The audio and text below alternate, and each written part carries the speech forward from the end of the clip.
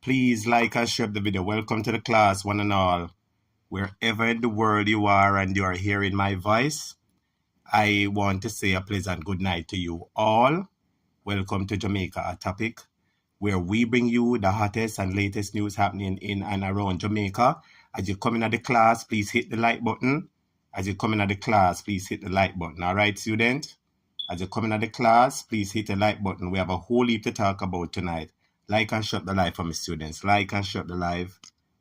Like and share the live, students. Like and share the live for my students. Like and share the live. Everybody who is here. Big up everybody who is here, all right?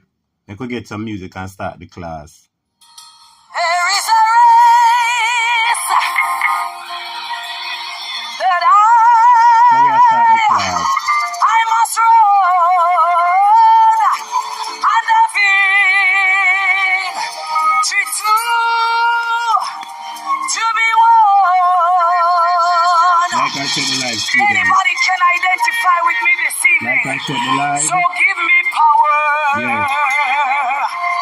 Lord, every hour. There is a race that Right. Let us start the things tonight, students. Welcome, welcome, welcome one and all to Jamaica Hot Topic. Welcome, welcome, welcome, welcome one and all. All right. So I'm going to be greeting everybody who is in the class. Natalia Freeman's a good night, teacher. Same to you. And love.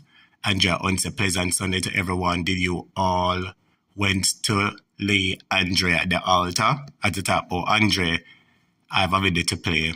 Pat W say good night, my teacher and classmate. Same to you, Pat. Say pray tonight will be good tonight and no disturbances. Well, I hope so, Pat. Steve M say good night to all my fellow classmates, fellow students, and to our headmaster. Our topic. Big up yourself, Steve. Pat, the students like and please share the live as y'all step in class. Jama Kenji say good night to everyone and blessings. Yeah. And say good night to everyone, a blessed Sunday evening. Lolian said good, okay, thanks. Pauline Robinson said GN, teacher and classmates. Sexy Fat said good night. Miss World said good night, Hot Topic and classmates. Blessed Sunday. Jenny said Hot Topic, good night and students. Sharon Daly said good night, Hot Topic. Tashana Barnett said good night, Hot Topic. Valeria said good night. Yes, Khalid in the house, I said good night. Claudette, I said good night. Big up everybody who is here. Thank you so much for joining in. Now, I have a video to play, and maybe this video might bring a little remembrance to you, and it might bring a little joy to some. But I would just want to say to you, just take a look at the video, and then you can type in the comments. All right?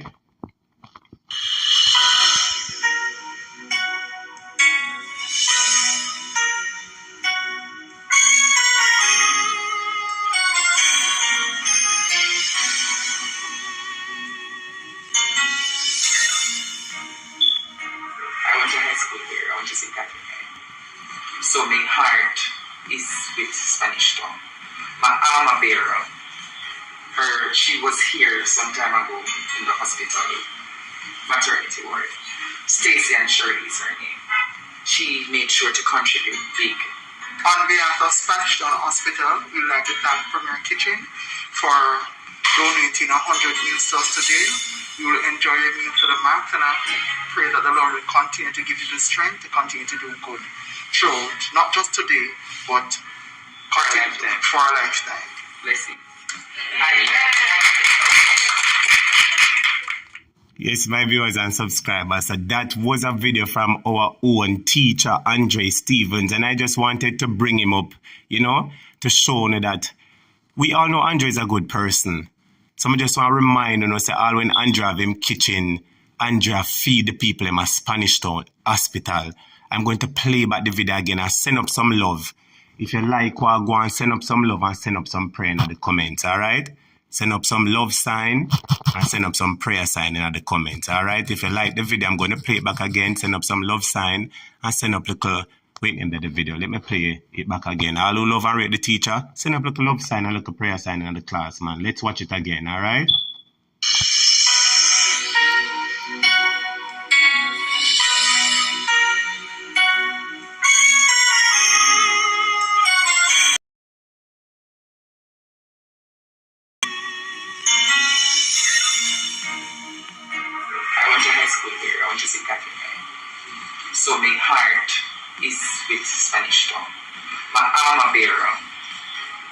She was here some time ago in the hospital, maternity ward. Stacy and Shirley is her name. She made sure to contribute big. On behalf of Spanish Town Hospital, we'd like to thank Premier Kitchen for donating 100 meals to us today. You will enjoy a meal for the month, and I pray that the Lord will continue to give you the strength to continue to do good throughout, not just today, but for a lifetime. Bless you. Yes, my viewers and subscribers, there you have it. And I'm going to play it one more time for showing us that Andre is a good person. He have a good heart. So that's why you need to pray it, for pray for him. I'm going to play it back one more time for show you. It says a youth with a good heart. The man have a good heart and the man mean people good. So now him in I'm valley, him in I'm weakest time. Send up some prayers for him, send up some blessings for him. I'm going to play back the video one more time just to let it sink in. And then I believe we can start, all right? Let's go ahead. One more time.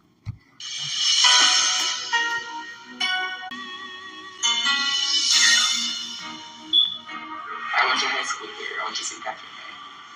So my heart is with Spanish Town. My alma bearer, she was here some time ago in the hospital, maternity ward. Stacy and Shirley is her name. She made sure to contribute big. On behalf of Spanish Town Hospital, we'd like to thank Premier Kitchen for donating 100 meals to us today. You will enjoy a meal for the month, and I pray that the Lord will continue to give you the strength to continue to do good throughout, not just today, but for a lifetime. Bless you. Yes, students, I know a lot of you like it. And I know a lot of you like it. And that's why I specifically played it, just to remind you that, let us keep the good things about Andre in our memories. Let us keep the good things about him in our memories, not the bad things. You understand? Let us keep the positive things in our memories, all right? So let me just read some comments here. Doreen Seymour said, "Hot topic, you're a true friend." Lorna Donald said, Andre, keep the faith. Don't give up. You are strong. I know God will see you through. Joy McKenzie said, Andre, I'm praying for you. Healing and getting better. Lord Jesus, the comments them are run so fast, I can't even read them.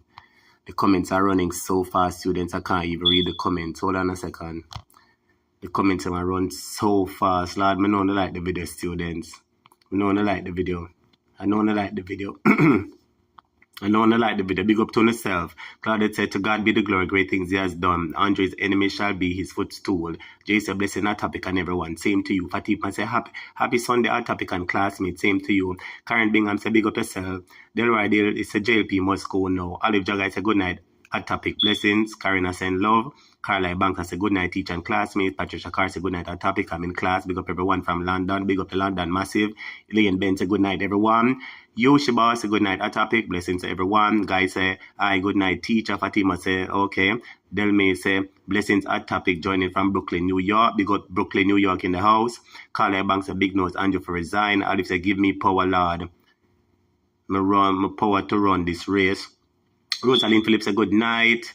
Big up everybody. Big up Carla, Carlette, Merinda, Rodney, Valerie. Big up Tasha in the class. Big up Hussein Lewis.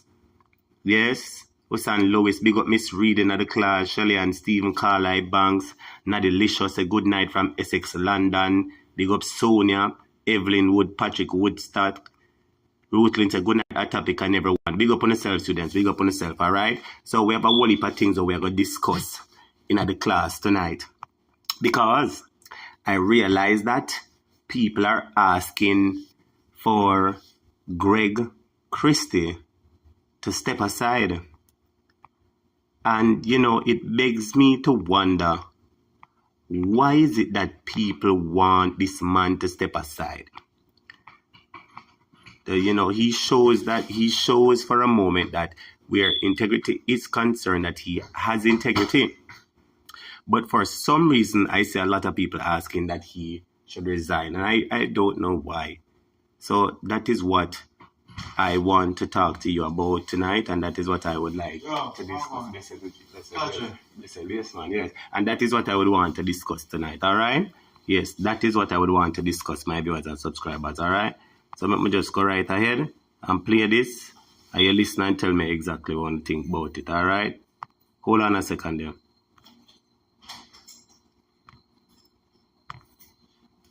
Just give me a second there, let me see what I'm going right there. So hold on 1 second there.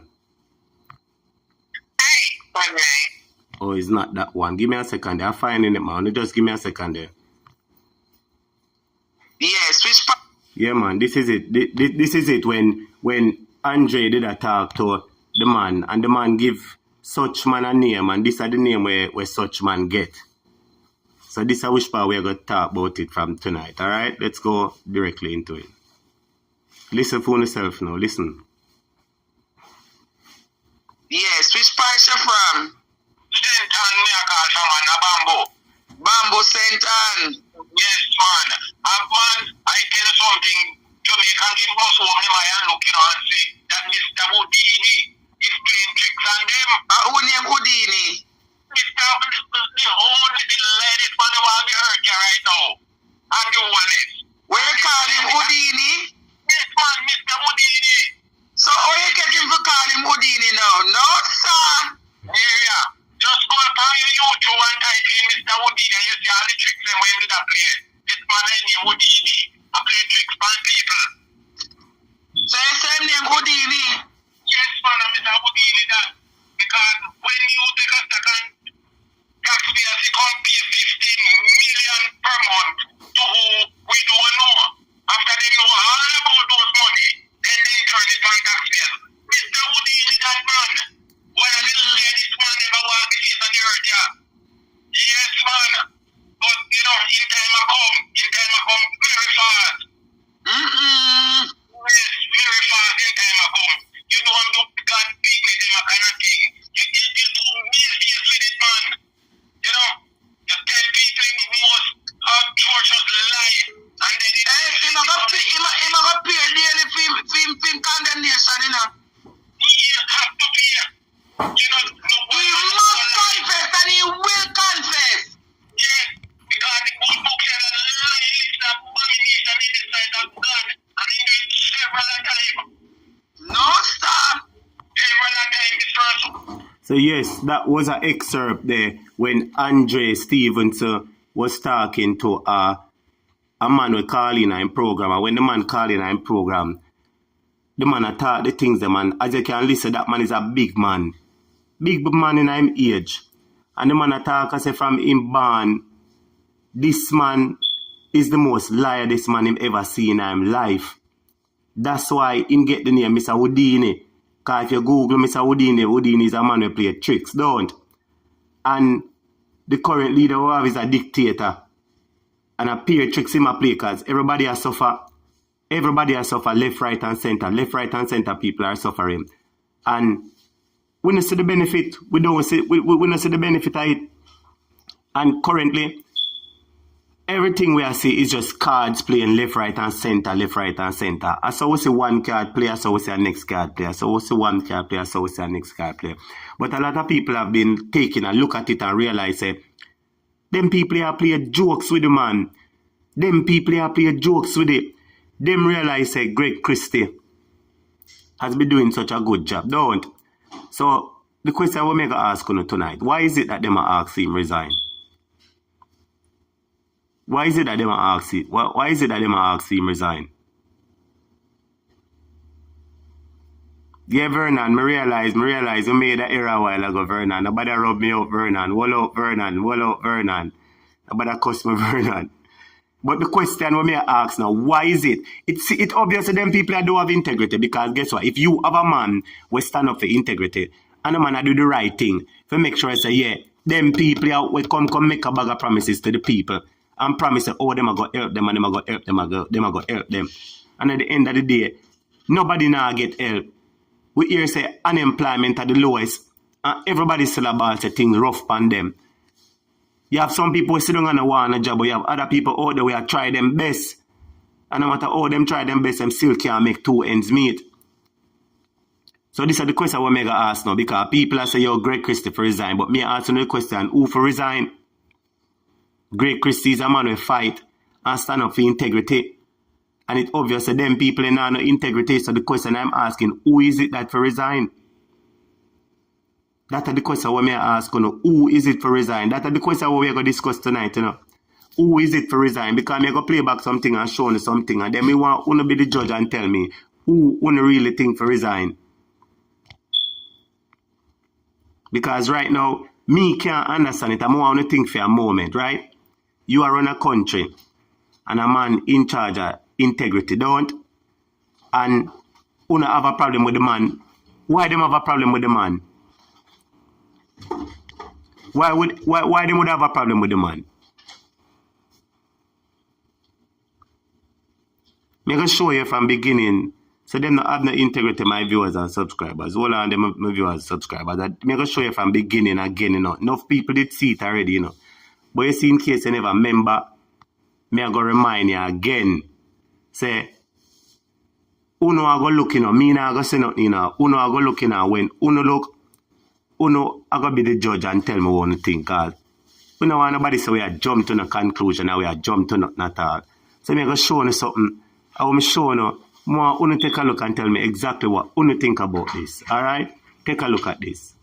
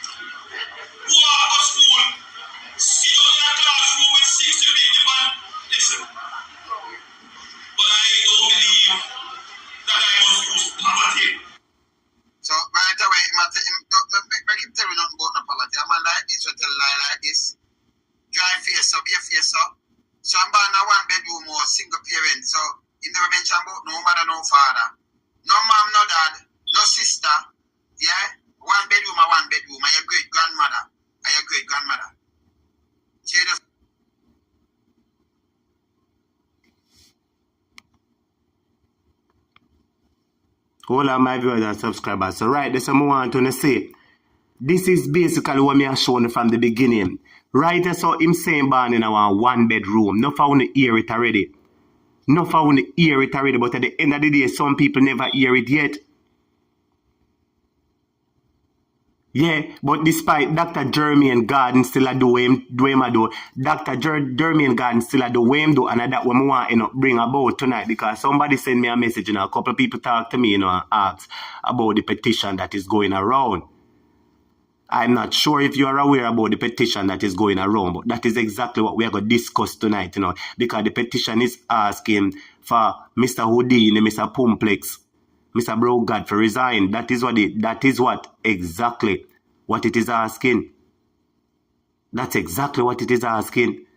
So I am going to bring it to your attention tonight, students, that there is currently a petition out. I don't know if somehow some people are aware of the petition, other people not aware of it. But for who are aware of it, oh, no problem. For who don't aware of it, there's a petition going out and they want people to sign it. And this petition is basically, asking people to sign it on the correct matter. So we are going to bring it up because some people know about it, because it was a few people who bring it to my attention. Few people bring it to my attention.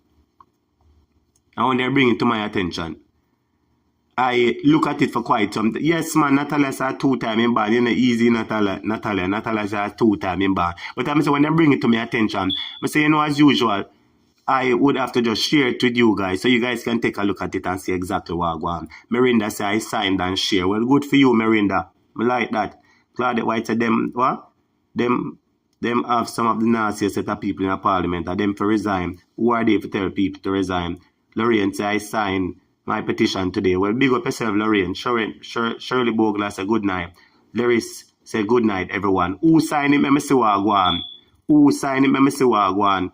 Ryan Martin said, hello, I have keep up the thing. Don't let it die. Yes, man, we are keep it up, said we, man. So when I drop the thing, man, Natalia said I signed the petition. Who will sign the petition? Jenny Swart said the whole JLP is a must. Resign. I do all of them sick, me. Where is them sick, yo? Some can ask you a question, so I never you get up and vote for them, so them sick, you know. Hey, Jenny. Patrick said, I don't think Jamaica need any more evidence to see that these people are scammers and that Henry Morgan, Alibaba, and the 60T. But you still have some people out there. You still have some people out there who are still blind. You have some people out there who not talk.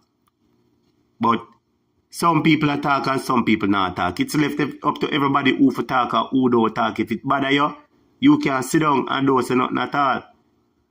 You understand? Taros say, where's the link? Taros King. I soon make you get it. I think I soon put it in the description, yes, because I'm supposed to have it. Dallas, I need the link to the petition. Yeah, man, I'm supposed to have it right, yes, man. I soon make you get it, all right? Pat say, where is it? So you never hear about it, Pat. Well, I think somebody sent it to me, man. I'm look on it today. I think it was today or yesterday, I look on it, and I take a good look at it, and I talk to Head Boy. You know, Head Boy. Also look at it. Steve asks how him can sign. Well, let me explain to you now. It's not at something where you physically back out a pen and sign. When you get the link, you're going to click on the link. And once you click on the link, it will ask you for certain information like your name and your email address. And I think that's it. And you just click it and that's it. So it's a virtual signature. It is not a thing where you just take out your pen and sign, all right? So a whole heap of people don't know exactly what it is about, and somebody call me and say, look on this seminar and tell me exactly what you think about it. So that's basically what we're going to talk about, and I'm going to send out the link. Sharon, Jenny say, from a barn, okay, you know, easy, you know. Kennedy say, how to get the petition.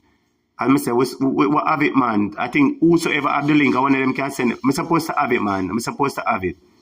I'm supposed to have it somewhere in here, so I think I go forward it, I couldn't see what I want.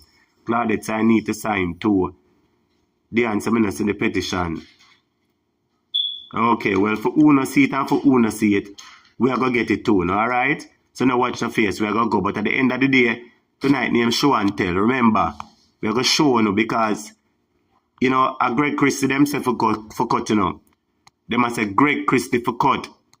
But me ask another question, who no think for leave? A Greg Christie them down pan, you know. The man who said the right thing, you know. The man who said the wrong thing, you know. Everybody still a cheer and the man who said the right thing. I him them want for leave. So me want ask you know what really happened.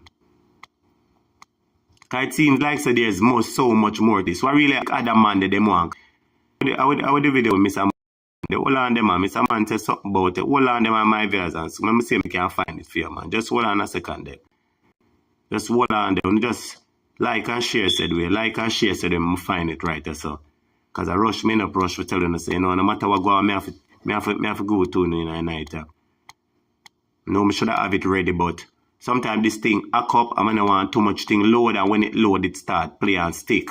So in order for just make it run smooth, we just add the thing them one by one. So just bear with it for a second, alright?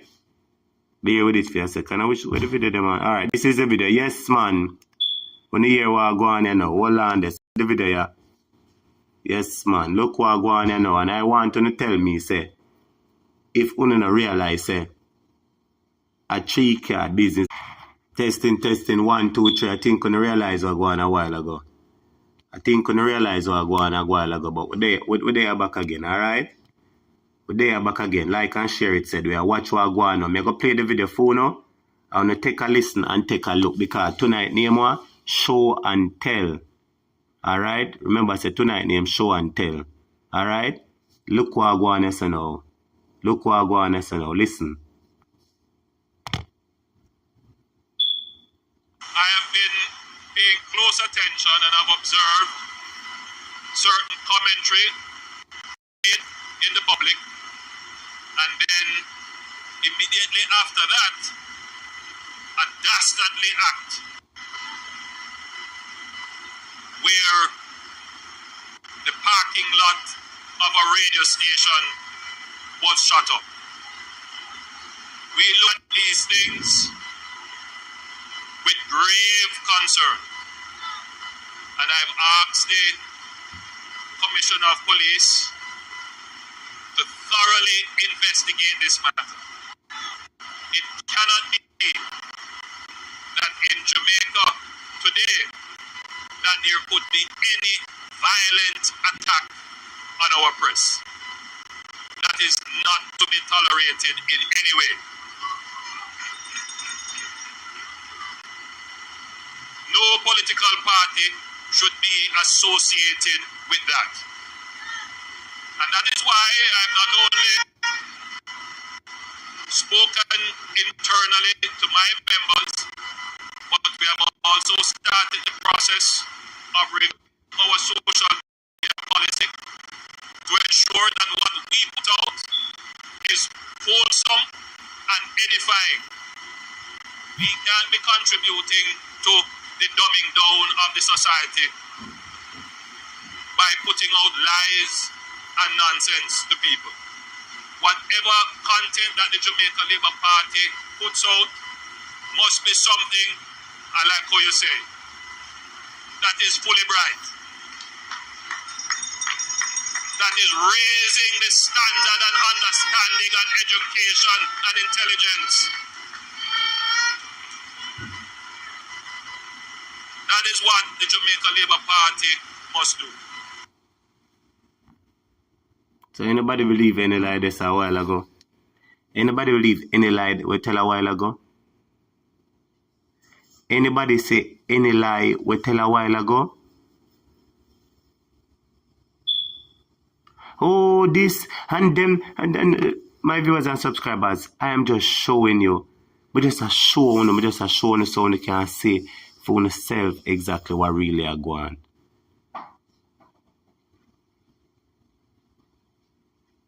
We just a show you for yourself so you can see exactly what are going on. Daddy bless him a the liar. See, say Andrew is a problem child. Where say my problem child Steve 401 say who is to lead? Eli and Bubu first. Then after the entire JLP government. And easy now. Yoshi said Dr. Green said he don't have afraid of anybody that I use them mouth and his brush. And easy, you know. That way say move that hag. And say all you see the colors this man wearing like him a military man. Glad they pay attention. Then Ben say government badness must go. I tell you if you want to take down the hypocrite. Shirley say, are you you know easy. You know easy, you know easy, you know. You know easy, you know. You know easy, you know, Dan Logan say everything him say a lie. I tell you if you want to Andrew. Go now. Tired of you. Why students? Tired of him for true. But they must say that a Greg Christie must go, so me asking the question, who really must go? Now who really must go? Greg Christie? Greg Christie must go or this man. And play a little David for my viewers and subscribers. We'll take a little quick break and then we're going to go in our next topic, alright? Like and share the video.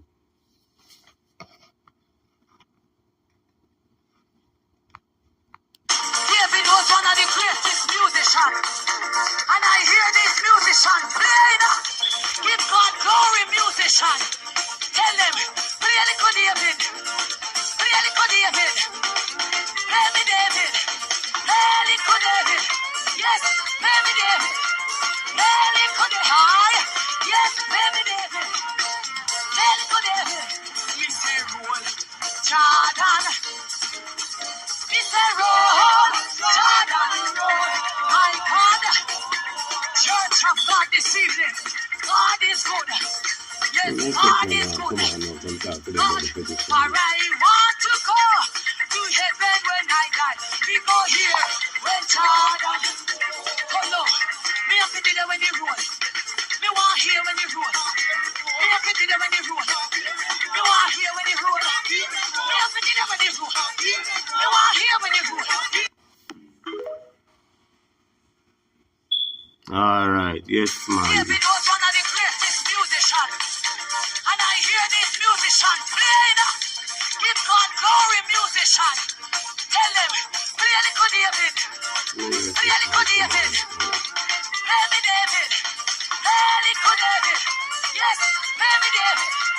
Play a little David. Yes, play me David. Play a little David. We say roll, Jordan. We say roll, Jordan, roll. My God, Church of God this evening. God is good. Yes, God is good. God, Hey boy, Wagwan, you want to talk to them about the petition? Wagwan, you want to talk to them about the petition? Alright, now put you on now. Now put you on now. Alright, you man.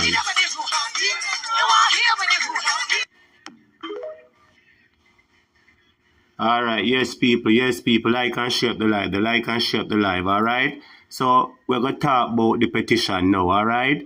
So a lot of people, as I say, has been texting and asking about the petition and how it go, and we head boy as usual, and I know him full of knowledge. You see me, and the head boy, you know, want to break it down in layman's terms so the average person can understand exactly what I want. So we're gonna get with head boy on the live right now.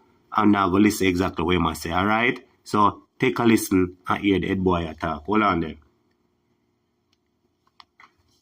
Yes, head boy, good night. What go on? What's up? Good night. Can you hear me? Yeah, man, I can hear you, man. Everybody is listening to you, man. The world is hearing you. Go right ahead, my brother. So regarding this petition now, right? We saw where it says, I don't know who started the petition. Is it Dr. Jermaine Gordon started the petition, or we're not sure who started the petition? It's Dr. Jermaine Gordon. Dr. Jermaine Gordon, sorry, is the petitioner. Yes. Because if you look at the petition... All right, yes, my viewers are subscribers. Sorry about that a while ago. As we started to talk, you know, the live cut off. But anyway, let us continue, all right? Let us continue. Go ahead, Ed boy. Talk, no, they're listening to you. Go ahead. Right. So the petition is Dr. Jermaine Gordon, right? And the petition calls for, I think, 4 things. But the first thing is that the petition is calling for the resignation of the Prime Minister. It's calling for the resignation of the Director of Public Prosecution. It calls also for the resignation of Nigel Clark, and it calls also, funny enough, for the resignation of Patrick Bailey. Yeah? Patrick, hold on there. So you say it called for the resignation of Nigel Clark, Andrew Holness, the DPP. You know what? As I speak to you, let me bring it up because I don't want. It's not good to quote. Yeah, man. Just find the information while you are talking there. And hold on. Let me see if I can bring it up on my screen because I think I did get it today. So hold on a second. Let me just, while you're looking for it, let me see if I can find it right here. So hold on a second. Hold on a second, let's do them. I try to get it up and running so you can see exactly what going on for yourself. This is not it. Which one of them again? Which one is it? The integrity fellowship. Alright, go ahead and talk to them, said we. Go and talk to them. Okay. So alright, I'm bringing it up now. Right. So it calls for the resignation of the Director of Public Prosecution, the Prime Minister, Paula Llewellyn, the DPP, Dr. Nigel Clark, and several other government officials who have been implicated in corruption. So he's bringing it against the backdrop of corruption. Yeah? Yes. So much name in bring. So all those people are people whose name has been surrounding all kind of allegation recently. So you're saying Dr. Jermaine Gordon have a petition with all these people name on it, right? Right. And in the petition, so he's asking for them to resign. Right, because of acts of, and remember to the petitions and several other government officials. So even though those are the 4 names he has listed, he's also saying in the petition that there are other government officials who are involved as well. Yeah? Yes. So right. What are they looking at? If the petition signed, right? What is the outcome? Let's say that they do get the number of people. By the way, you know how much people it needed to sign the petition? He needs 15,000 people within the next, I think, what did he say, 34 days? Yes. Because you have a window. You have a window at which you have to be at a certain stage, right? For them to recognize the petition. So it's it's against systematic corruption, lack of accountability, economic consequences of corruption, impaired international reputation. So Jamaica is tarnished because of corruption, and it's against that background that he's asking those persons to resign, and he's also asking for the establishment of an anti-corruption task force. But I believe we already have the IC, the Integrity Commission, but I guess he's asking for an additional body to that. Yeah? So let me ask a question. So because people still want to get the full detail, so let's say them get the number and it's signed, who the petition goes to and whosoever it goes to, does that person have the permission to say, hey, uno step down, because see the petition and the people them say no for uno and them not trust uno. Uno step down. Alright, so the petition is addressed to the office of the Prime Minister, and it is addressed to Prime Minister Holness. Yes. Right? I think, and I can be wrong. Hold on a second, Ed boy. Hold on a second, Pandat, Ed boy. Hold on a second. Who said them send it to me? Yoshi say, a topic I send it to you. Yoshi, me no see it. Send it back to me now, Yoshi. I don't see it, Yoshi. Send it back to me now. Go ahead, Ed boy. They're listening. Right. So I'm saying that what can happen, right? The fact is the petition is directed at the office of the Prime Minister, so directed to the Prime Minister. However, I think Dr. Gordon should have gone further, because he can also add an additional person to the petition, which should be the Governor General, because remember the employer of Mr. Holness is the Governor General. Yes. Yeah? As funny as it may sound, the Governor General has more power than we actually. And if you listen to Wilfred Rattigan yesterday on his program, he delved into the powers of the Governor General.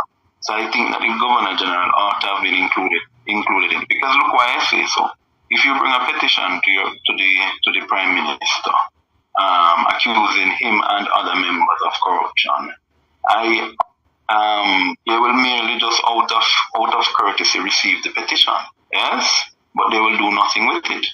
But if it goes to the Governor General, I think that can be a different encounter. But I don't know the legal advice that Dr. Gordon got. So as I say, I'm speaking from a layman's point of view. Yeah, maybe he's following the channel that having spoken to the Prime Minister is not satisfied. So the next step would be to go to the Governor General. So that can be his train of thought as well. You see what I'm saying? Yes, I get exactly what I think. Somebody here is saying, Marvery is saying, I think it should go to the Governor General. So people are of the view, some people it really should go to the Governor General instead of the Prime Minister himself. However, I think it is a process. I think what he's doing is following the channel, because remember, I haven't sent it to the Prime Minister. The next step would be to the Governor General. I think maybe that is the approach they are doing. Maybe they're just building up the case, but I would have taken the approach of going directly to the Governor General. That would have been my first advice, because I'm certainly know that those guys will not push. But guess what happens? They can't, by law, they cannot ignore a petition. Yeah? By law, they cannot ignore a petition. Yeah? So you're saying that.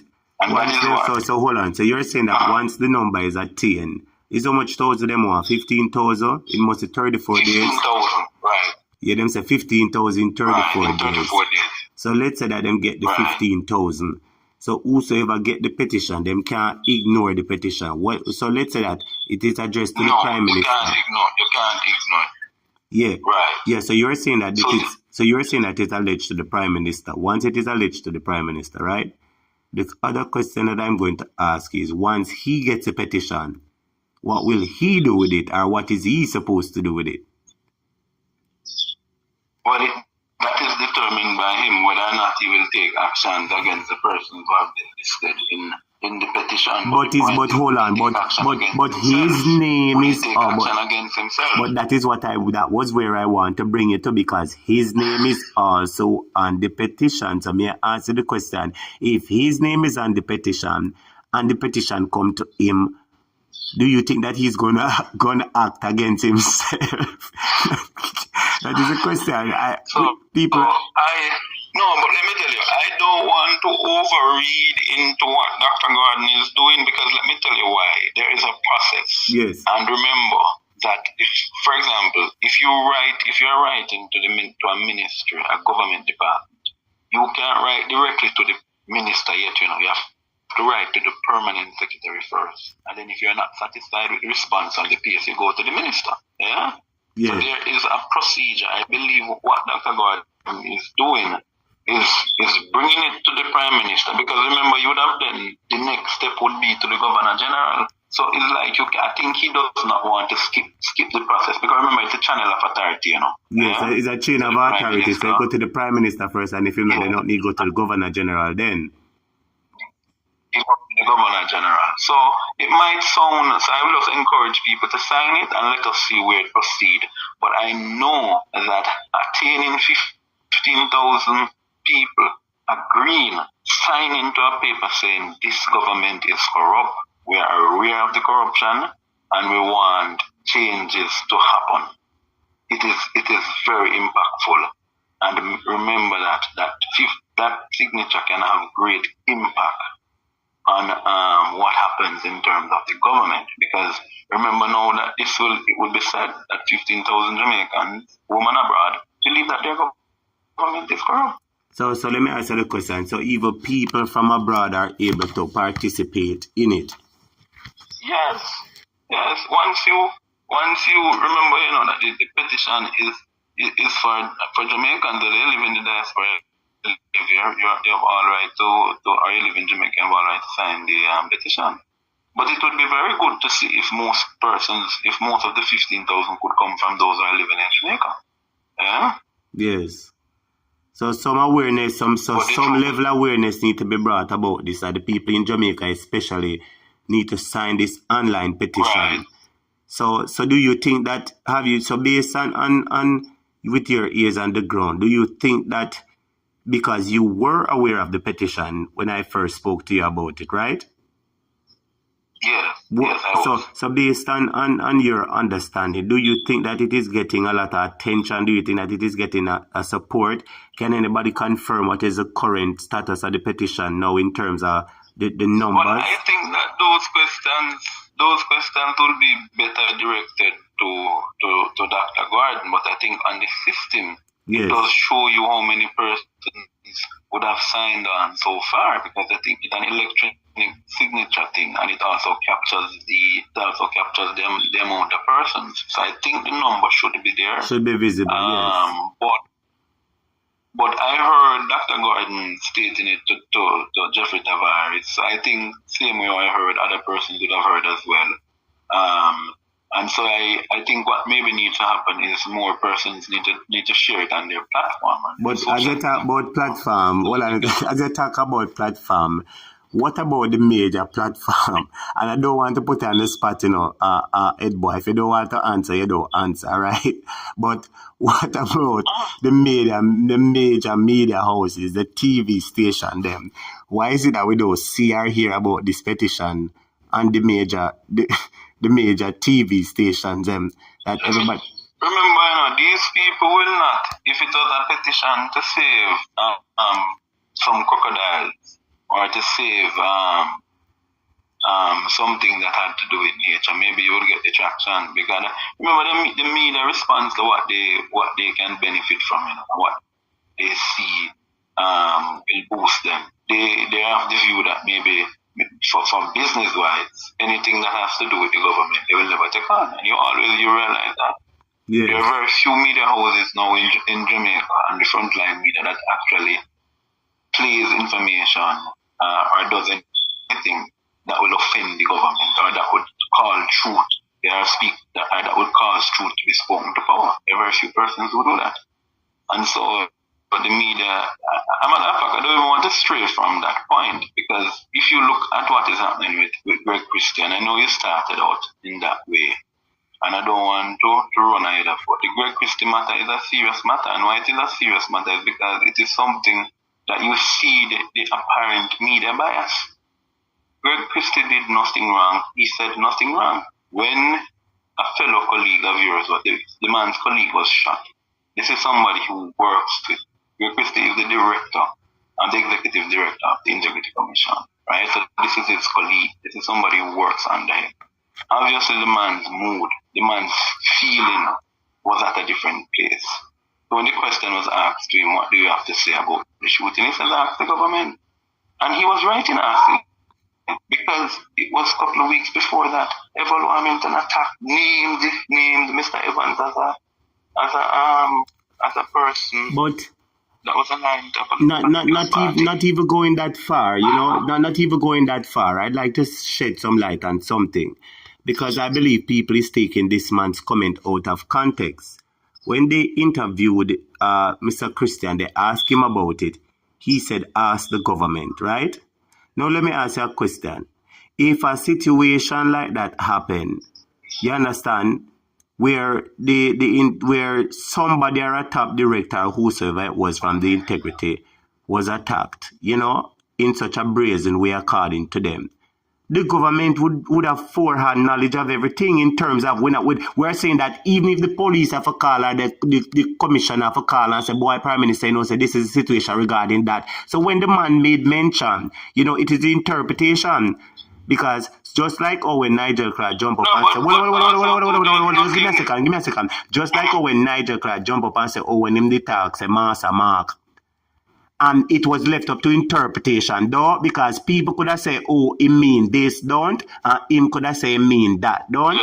So if the man say, ask the government, he could have said, well, me no mean it like how uno see it. Me could have said, ask the government, because the government would be the one who do the investigation. So in that instance, he's not wrong. So basically, people are take comment out of context, and the people who are do it are the one who are leave to the left side.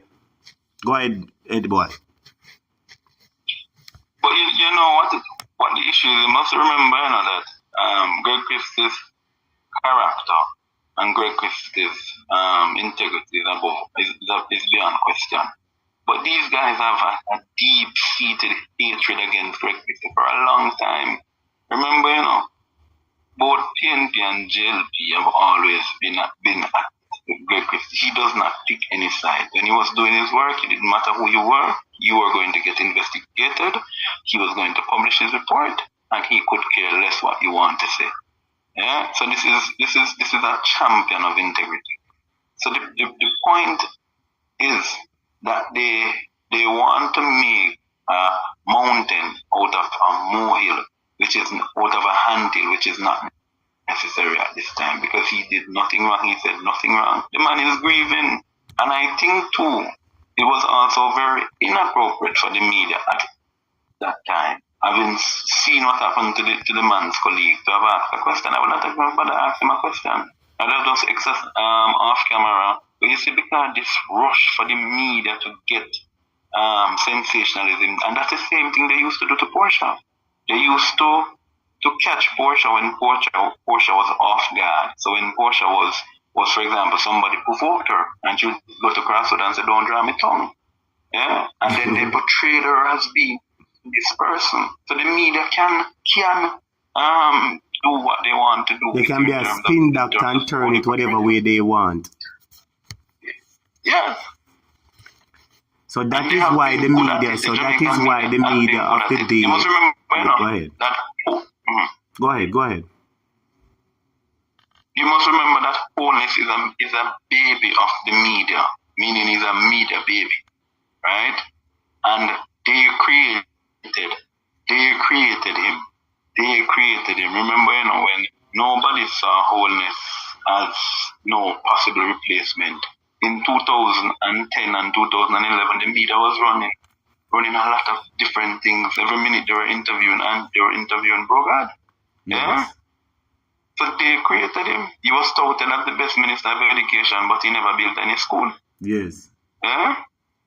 So you basically saying it's a campaign. They're good at building campaigns and creating a hype around a certain person or a certain thing. That's basically what you're saying. It's basically the same. Wow. They portray Portia as being this loud and virego person, but when you genuinely met Portia know Portia. Portia was never that sort of person. Portia was the most loving and forgiving person you could find. Wow. Yeah.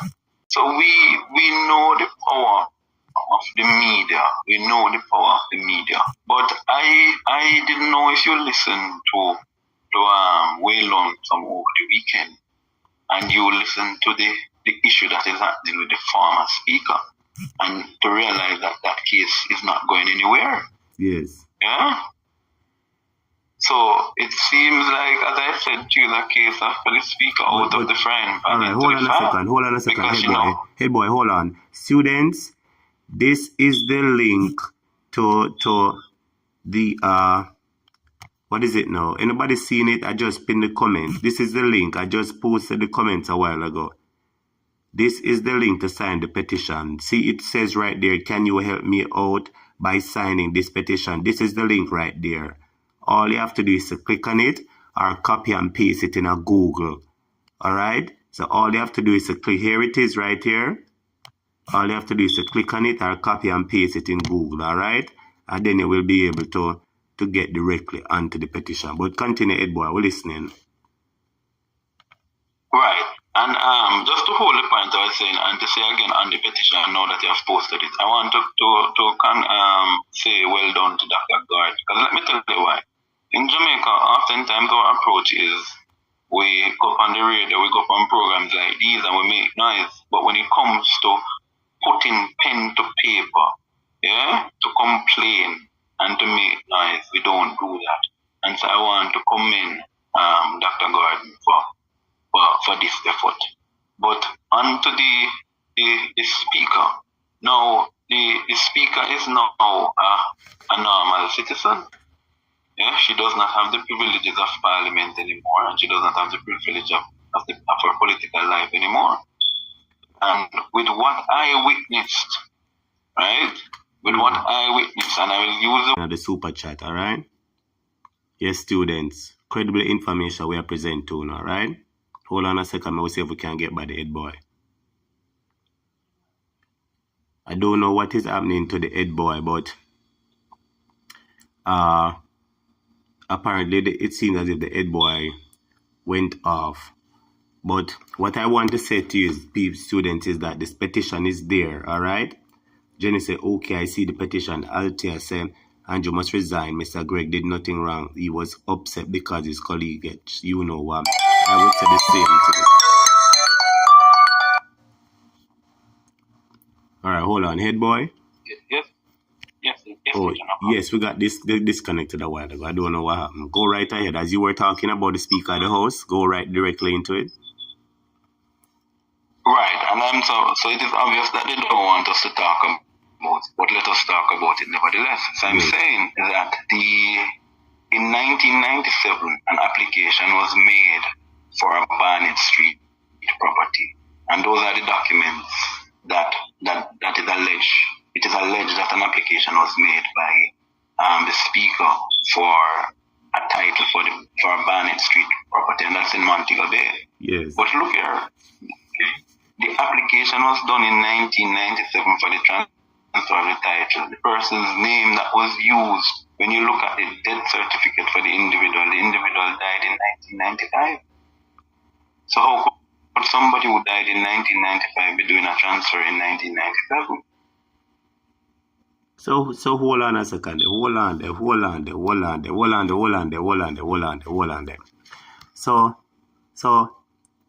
So application make in our 1997, and it is alleged 1997, and it is alleged that the people was made for a duplicate title, right? Remember, a title had existed before, but it was in the father's name. Yes. In the husband, Mr. Clark, it was in his name. Yes. But the application was made for this duplicate title. When the application was made for the duplicate title, on the paper, the name Ermin Clark was used. But there's a death certificate for the said Ermin Clark, who is the wife of Mr. Clark, that showed her died in 1995. Okay, so It you're is saying that so a fraud. I'm not going by the hearsay. No.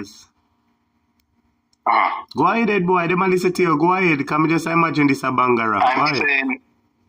I am saying that this information is on a program that Wayne Lonesome brought yesterday. I want people to remember Wayne Lonesome is one of our friends as well. That's I right. want people to go over and look there because we don't always have the information. Yeah? And so he brought the individual who he is the one fighting the case. That and is the gentleman was able to show you. Yes? He had the documents, paper. And me love when people have them receipts, When people have them receipts, I don't question them, Yeah? So he had his receipts and he showed it. He showed. So I can't believe that this could. But remember, Andre said something, and I wish the best for Andre, and I'm still praying for him, and I ask everybody on this platform to pray for him. But Andre said something in a program early on up in the year. You remember when Andre said, what happened down a land and down a title's office? Yeah. Why people who disbarred still go down there and go talk about them and look for title? Me know about that. Me know about that. Yeah. And them pay people inside to get title in for me. Me know about that one there. There's a serious land grabbing happening in Jamaica, and it is the facilitation of it seemingly is happening in the titles office of Jamaica. Yeah. So people need to watch the land, need to watch what is happening, because if you could transfer something from remember that in itself is fraud. That in itself is fraud. If the person died in 1995, you know how much old people died in a lot of these communities, and people are transferring titles in their names. As you talk about that, do you know that it is something that is currently happening at tax office right now? Okay. And are you aware? That you have some people will take some artists' money, who when them ready, when them ready, them forget to wear slippers and shoes. And in the public sphere, so the public can see say them mad. Them are mad out. So in one case, them are mad out, and in another case, them the upper tax office get information for people who not pay them tax how long, so them can pay the tax and get the property. Can you imagine what is currently happening to people? That's why I want to say all the people overseas, if you have land in Jamaica, make sure you're paying your taxes, or make sure so your people them a check on your land, because a little bit from this you can go find out say somebody own your land. So it is something that is happening in right now as we speak. This whole coercion where all of the rich people have everybody linked on phone number, one phone call, and it happen. Poor man for tax office 2 and 3 and 4 and 5 hours to get one transaction done. It no right. A beer corruption a go on left, right, and center. I saw they had a town hall meeting today, right? I don't know if you saw it on Jeffrey Barnes, but apparently there was a town hall meeting where the wife of the Prime Minister was the one seemingly doing most of the talking. But it seems like one of the constitutional committee meetings, constitutional town hall meetings. And let me tell you,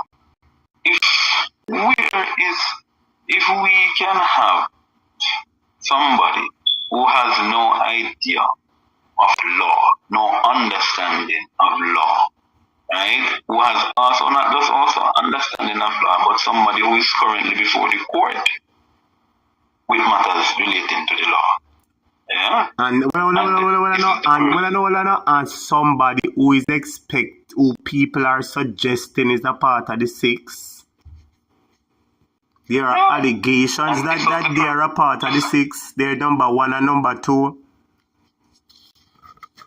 And this was a person who was addressing the Constitutional Committee today. I said, look at it, to make these guys take Jamaica a big joke. Yeah? Right now the Parliament is in limbo, because my information. So uno come closer. Tell somebody, as I say, share the live, because I'm going to release some information that we only release over here at topic. We don't say it anywhere else. Yes, students, like and share the live. So, Edgar is about to tell us some information. Like and share the live, students. And remember, the super chat is open. Bless up the super chat, all right? Bless up the super chat. Go ahead, head boy. They're listening. So you remembered, because there's one thing, I like when what I say is confirmed by what is in the media. You remember that I told you that the JLP is having problems with its workers, and that the workers are demotivated and don't want to work, and that's why they were afraid to call election in November. Yes. Yes, on top of what they saw with the PNP crowd. Yes. Now here's the other issue that they're having. You realize that on the weekend, because such man lose touch with the people, he went and have a constituency workers thing on the beach. We never know about that. Ask anybody in the chat if they didn't see the Prime Minister put out yesterday evening at around 5 o'clock, which would be about 4 o'clock Jamaican time, that he was with his constituents of his constituency on the beach. They were having a nice day and a togetherness time. Yeah? So hold on a second there. So after the revelation was made that the workers them upset and them not feel good and them not in him decides say him take them out and carry them go up and workers meeting at the beach. So both of them I get butt up then a butter him a butter them up. Him a give them little suffragette and boots them up. Put butter push mouth. Lord Jesus. But what it showed for me was it confirmed the information I received. Because let me tell you something, I have known this game for a long time. I'm young, but I've known it for a long time. Yes. When you're at your weakest as a leader, you always go back into your constituency for strength. But Maureen Hardy say yes, she see him. Maureen say yes, she see that true. Maureen says it's true, she see him. Yeah, I'm telling you. So you go back into your constituency for strength. And so what that confirmed to me was that it is true that they're having issues with their workers. And I told you that there was a meeting, and it is now being confirmed. A meeting was held over the weekend too. So whilst he was balancing with them when they came, he was actually coming from that meeting. And the meeting that was held was the meeting to discuss how they're going to deal with the workers. Because the workers are frustrated. And I say to my goodly labor rights, do not work if you are not. I'm not going to even give you any option. It is time for you to stand up as true patriots of Jamaica. They, for 7 years and 8 years, almost 8 years, have neglected you. And on the eve of it, just like Nicodemus in the night, they want to come and tell you all sorts of sweet nothings. Yeah? Stand your ground. Stand your ground. Without you, they will realize they're nothing. So you now have the power. And don't sell your power for cheap. So they're having problems with their workers. So basically what them do now, so basically what them do now is that because the election fever, and because election hot, and the time is now, them suddenly find back the workers them, and sweeten them up, so them can get back in the mood and say, yeah, me could get active again. That's basically what them doing. So after them use and abuse the people and push the people them aside, because them want them to do something for them now, them start freeing them up again. Right. Wow. You realize this thing now, there's a toss-up between the speaker, and I'm going to give you two names outside of Juliet Holness who would possibly be the replacement speaker. Yes. See, in my circles, a certain man, the seniorest man in Clarendon, his name is being called. Yeah? PCR, P's, but I'm PCR, MH. The same one, the latter, MH. Okay, right? okay. So his name is being called, and let me tell you why. You realize that when they first came into government, Colonel Charles Sr. was the speaker. He was an Andrew supporter.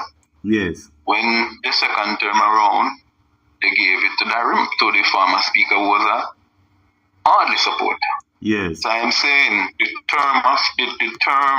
deal that they would have cut for that speaker chair has to really be cut with somebody who is a supporter of Audley, or else there will be war. And remember, the speaker's money gone up big time now, you know. Yeah. So hold on there. So basically, what you say is that because problem in the camp, right? Him can't put none of him people in because there's currently a rift in the party. There's currently a rift. People who still support Andrew and people who support other leaders. Right. And you're saying that if you don't create the judgment, he might forgot choose somebody else who is out of his camp. Because if he choose somebody in his camp, it'll go create problem and a bang around and they might try to throw him out immediately. Right. Exactly. No. But I want people not to be distracted from something. And so this is the breaking news, as Andre would say. Breaking news. Breaking news. What Holness is doing is one of his masterful moves in chess. And if you know chess, I'm not a chess player, but I know the game a little bit. What he has done, he has sacrificed a lot of his pawns. So we heard Corel Reed. Mm-hmm. We had the one that was at Petrojam, right? The one that was at Petrojam. Yes. St. Mary. Yes. St. Mary, right? And I think at one point he had to sacrifice the young one down in St. Elizabeth, but he's back in the fold now. Yes. Yeah? The one that drinks champagne on rooftop. Right. And so you realize now he has gone on now to having to deal with this speaker. Now, I want you to realize something, that this is a preemptive move by the JLP. And let me explain to Jamaica in plain language what they're doing. Yeah. They know that the 6th file is bigger than what is on the former speaker. So what they're doing is giving us a little, and as we are saying, just a look at the sus them arguing now. And they might keep majority of it to themselves. Because the question must be asked. Remember that the file on the matter relating to the 6th came before this file relating to the speaker, and I think people are forgetting it. And that was around the time when they adjourned, when they went and the break of parliament, so they have had that file for a while. Yeah? So hold on a second there. So you're saying they said the file with the 6th, they've had it for a long while, but they've kept it on pause and put it on a gag order. And then this file with Marissa Dalrymple Phillip, it came up after the 6th and it get deal with before the 6th. After the 6th. Because what do you have to do when you're bleeding? I just teach you political strategy. And Andre is very good at it. And if Andre was, he would know that this is so. Mm-hmm. In political strategy, you are bleeding. Yeah? You have to look at what is you can't start the flow of blood, you know, but you have to look at where and wherever you're bleeding, where is that part of that body and your body that you can actually do it out. Yeah? Yes. And that you can have the least pain in relation to that. Because remember, you know, even though people will be looking at the JLP in relation to the Dalrymple matter, they will be more concerned, they will be more looking at Dalrymple. So the JLP will get a pass. But if you get the 6 coming at one time, there is no way the JLP can get a pass. Yes. Yeah? Yes. So the question we may ask you now, hold on there, as you're talking about the 6 and the pass, and I never wanted to jump the story, but this is where we're already in the discussion. Let us move into it. There are information. Wellness Warriors are interesting. Could it be Andrew name on it? Wellness Warrior is which class you go? Wellness Warrior Sophia is which class you go? You really sit down in this class and you ask all kind of question, Lorraine. Wellness Warrior Sophia, do not make a fling the duster after you. Wellness Warrior Sophia, let me call you up at the front of the class. What kind of fool question that you're asking us in the class? Do better than that, wellness warrior Sophia. It seems like say you no come a class, come listen at night time, or you no pay attention to the things them will put out.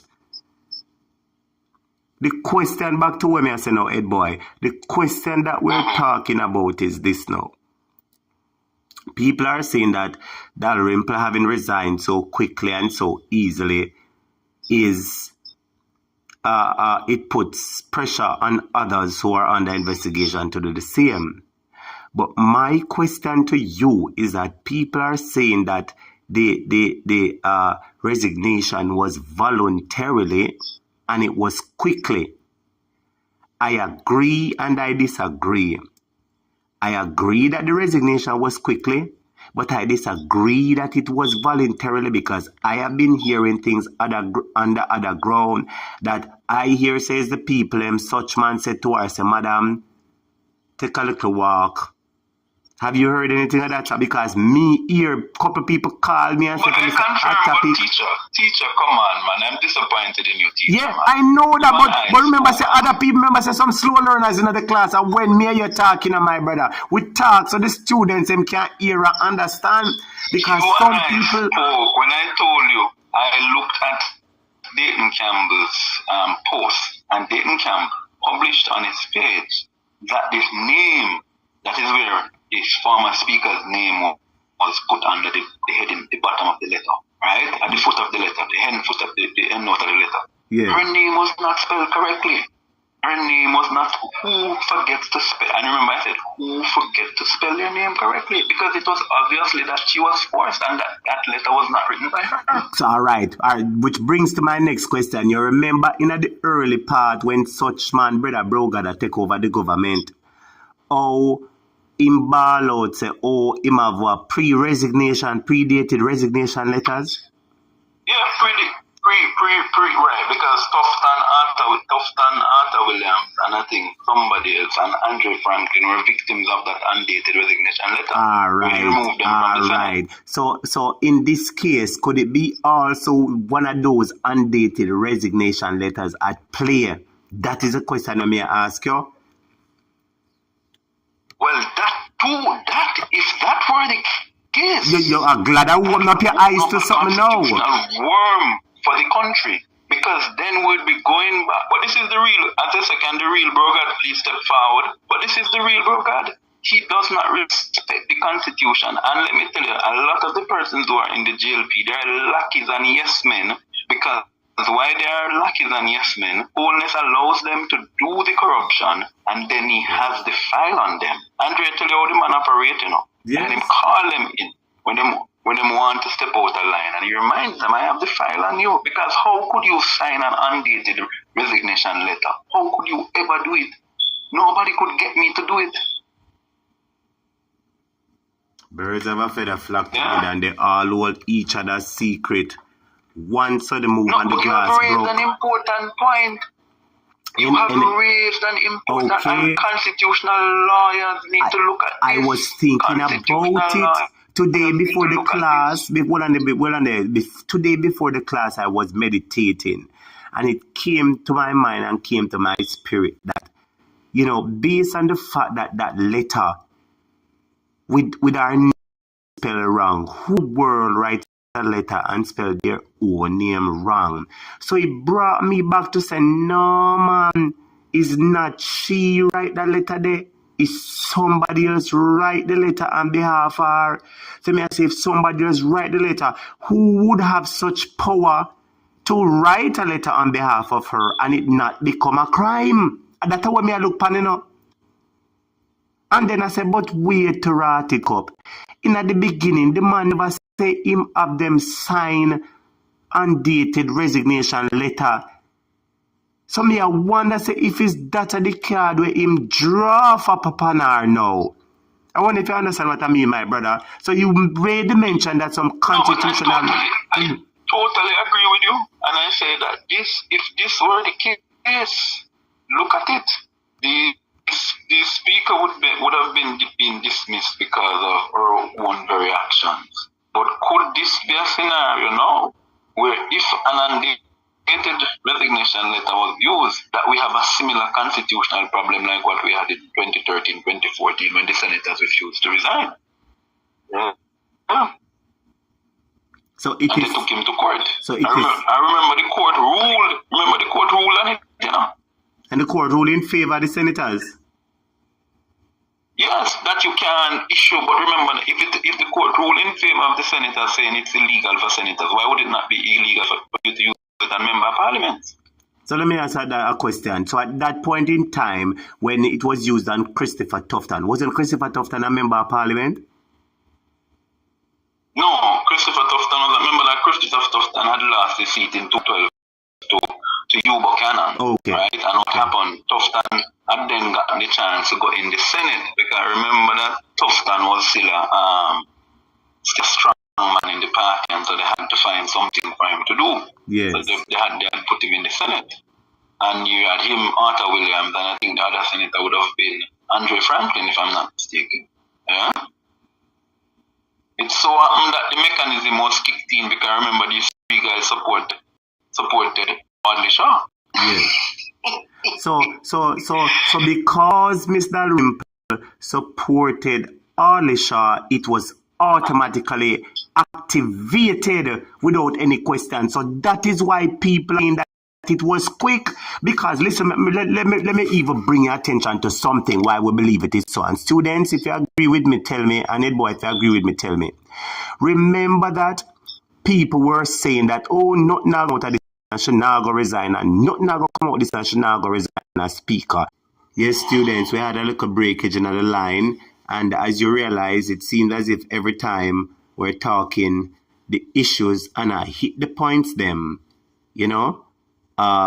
the live always cut off. Lady J said, that's what you said last week. Sexy Fat said, Andrew Holness, you have failed again. Grace Lewis said, good night, everyone. Christopher, big up yourself. Christopher said, this is one of the greatest movie ever made. And the Prime Minister is a Teflon Don. Vernon said, those scenarios are signature activities of Andrew Holness, fraudsters. Sexy Fat said, Andre, okay, where were you? Roseanne said, good night. Just a come. And Harry said, this need Andre to beat and teach him. Beat and teach him because he wouldn't beat down the place with him belt right now. Sexy Fat said, my robot are push notes. Yes, my viewer. You understand? Delmate say he forced her to resign to take some of the pressure away from them. And I'm glad you're looking at that, Delmate. But glad you're looking at that, because listen to me now. And guess what? The more they do things is the more them open it up to it. Because listen to me. If me in a fair shoes now, I would have stepped down as Speaker of the House, because that is the call. I'm not going to step down as MP. I'm a 5-term MP. I know say push come to shove, I'm sure for win back one of my, I'm sure say one of them seat that my seat, I'm sure for win back. I make a step or leave that. Teacher, you remember that I love to use history to guide us. Yes. Let me explain to the students how the PNP and the JLP works in terms of delegates. Yes. Right? The PNP have a delegate system where you register in a group. There are 10 persons, and they allot a delegate per group. Yeah, and that's per constituency. So you can have 4 divisions. You can have groups in each division. No, there's no limit on the amount of groups. Yeah, but there's 10 persons per group. And then those delegate votes is what they use to vote in party internal elections. Here how it works in the JLP. The JLP does not have that structure. What the JLP has is the JLP goes by how you vote. So for example, in terms of who would have the largest delegates in the JLP now, it would be Warmington, because they look at the victory, they use the margin of victory that you win by, to allot delegate votes to you. Do you know that Dalrymple's seat, because you're right in asking, why wasn't she just asked to be removed as just the speaker? Do you know that Dalrymple's seat is one of the strongest seats in what they call this era council, which would cover Trelawney and Fenton, right? And I think it takes in. Right. So her seat would be one of the strongest JLP seats. Could it be that because Dalrymple was a supporter of Audley Shaw, and there are internal ramblings within the party that Holness has find a successor that will be in his favor. And remember that whenever the election is called, if an internal election should be had, whatever was the margin of victory by that successor, it will still put South Trelawney in being one of the strong delegates constituency within the JLP column, which now Andrew, for the first time since he's been leader of the party, would have some control in that constituency. Wow. So basically it's a chess game, and him realize a boy that woman and say, no. He basically realize a boy, Mr. Rimple, and really one of my biggest supporter, and boy she find herself in a hot water, a fear business that. So here we go on. I go send her about her business and easily clap pressure off of me. And after I done send her about her business, I go and find somebody where they in a my camp and put in at the seat. So in case anything that I want safe seat for me with delegates. That's basically what you're saying. Yep, and that is how it works. So remember, 2007, when Dalrymple came into the Dalrymple was very close to Bruce Golding. Yeah? They were very close. And so you must understand throughout the entirety of Dalrymple's existence within the JLP, Dalrymple has never necessarily been an ally of Holness. Yeah? So from 2011, when Holness was even vying for the leadership of the party, South Trelawney was never one of those seats that was strong in support of him. So now you use this to not just only, so Holness being the chess player is consolidating power. So what he's doing is saying, okay, I'm going to use this opportunity now to put in somebody who can be, that's how a narcissist thinks, they think about themselves. Yes. In every situation, so he realizes, what he's realizing is that he's losing favor with the Jamaican people and also with the fellow Labourites. And push come to shove, if they decide to oust him or to try to get rid of him, he's trying to secure the majority of delegates to ensure that in the event there's a challenge, he has enough supporter to be voted back in as party leader. Yeah, so he's strengthening himself. Why do you think there was a rush? He was rushing, for example, the same man I call in Clarendon to step down. He was forcing him to step down. Right? Because remember, that's the next seat. That's another seat to the large delegate count again. Yeah? And he has never had any and that man in Clarendon has never minced his word. He has made it clear he's not a big supporter of him. So, hold on, somebody... Kali just made a comment a while ago. Calligraphy said, so he's cleaning house in the event of a leadership challenge. You're so right, Calligraphy. Well done, Calligraphy. You're learning in the class. Big up yourself, Callie. Shelly and say, Andrew have dirt on everybody in a cabinet. Leave people him have secret weapon for all of them. Patrick Kutsa say, and still most Jamaican not walk waking up or swelling the coffee. They are both bought and sold by these vagabond. Jenny said, teacher. You remember what Andrew always said, no? Go ahead. Oh, sorry. Go ahead, my brother. House of Cards. This is to remember, House of Cards. And when you look in that movie, you see the wife and the husband. Think about the first lady and her husband. That's exactly how they play. As you talk about the first lady, I realize somebody made mention of her. Same Calligraphy. No, man, Calligraphy, you're out tonight, man. Calligraphy, make a give a round of applause. Calligraphy, at it again, she just get a good point. And Calligraphy say, did anybody catch Cleopatra's town hall meeting today about parliamentarians doing what? About parliamentarians' job description. So it them basically attack. So she do her thing. Him do him too. That was the town hall. Yes. That was the town hall.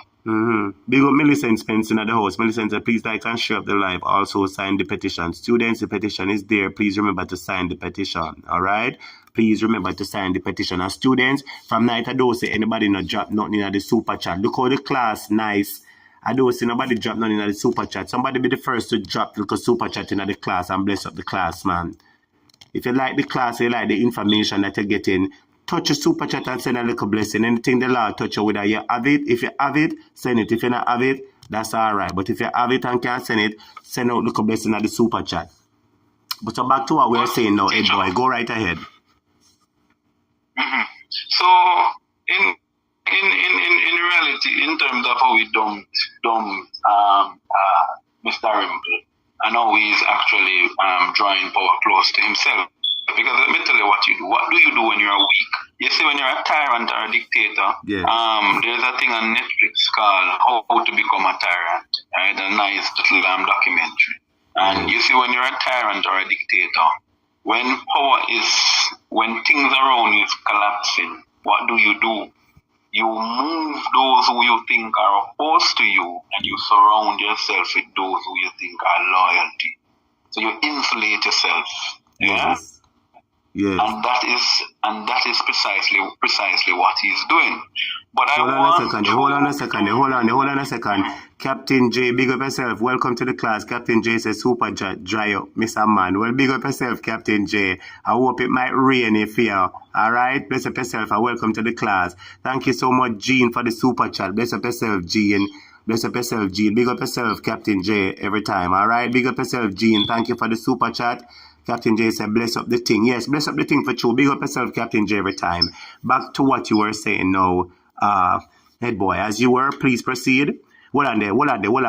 Grace is asking, hold on there. Grace is asking, where is the link for the petition? Grace, I just posted the link a while ago. Let me repost the link again. And I want to thank you so much again, Jean, for the super chat. Big up yourself, Jean. Thank you so much for the super chat. All right, go right ahead now, head boy. Grace is asking, where's the link? I just posted the link. Captain J said, big up, make it rain all day, every day. Well, yes, make it rain for sure. Sometime rain, sometime dryness. Big up yourself, Captain J. Tyrone Bryan, so we don't care. Andrew and the JLP have to go. Okay, well, that's why we're here talking, Tyrone. So you can know for what to do. And people remember that the deadline for the voters list is the 29th, right, my brother? It's actually the 30th, but to be safe, go the 25th to the 29th. To be safe, go the 25th. Right. Okay. Thank you so much, Kali, for the super chat. Blessings to you, Kali. Thank you so much, Kali. Blessings to you, Kali. Take one look at nice bird, you and Jean. Thank you so much for the super chat. Big up on yourself. Thank you so much. Yeah, as you were now, go ahead, head boy. As you were. Right. And I want to begin where the listener left off earlier on, which he said that it's time for them to come out and come out. Yes. I want to explain to the class tonight, because this is a skill that I have, and if you might not have heard this voice before, during the general elections, almost every day leading up to it on a Thursday or a Friday, particularly sometimes on a Thursday, Emily Shields from RGR would have me and would discuss the numbers. Yeah, and we discuss how I saw the elections, where it was going. So hold on a second. So what you're telling us, head boy, is that you're used to giving insight analysis on either political facts. So you were once a caller on Emily Shields' program, where you and her would frequently have discussions. Yes, to the point of where they would call me. I didn't have to call anymore. They would call me and bring me on a segment to discuss different constituencies. Emily gave me that opportunity, and I want to thank her.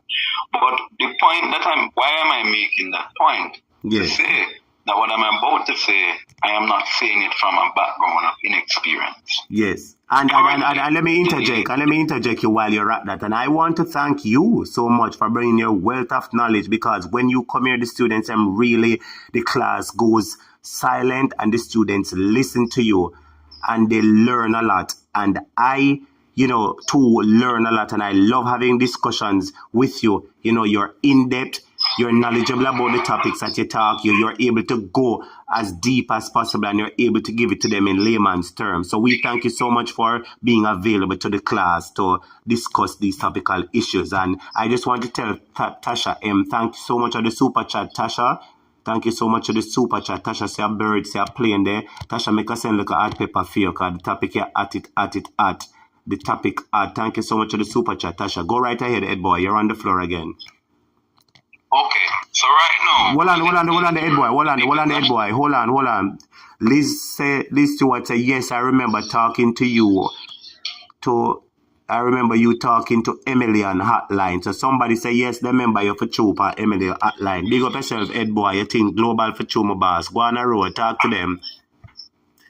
So you see, we don't make up stories, as we don't do tabloid. Yes. So the reality of what I'm saying now is I'm saying, as it were, the People's National Party has 14 seats. Yes. Yes. To get into government, the People's National Party needs to have at least 31. But the reality is you need 34 because there are some things that they might have to do that will need the space in the house to do what they have to do.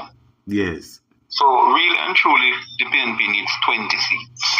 And so I have been consistently saying to people, look at it, the JLP has 49 seats. Yes.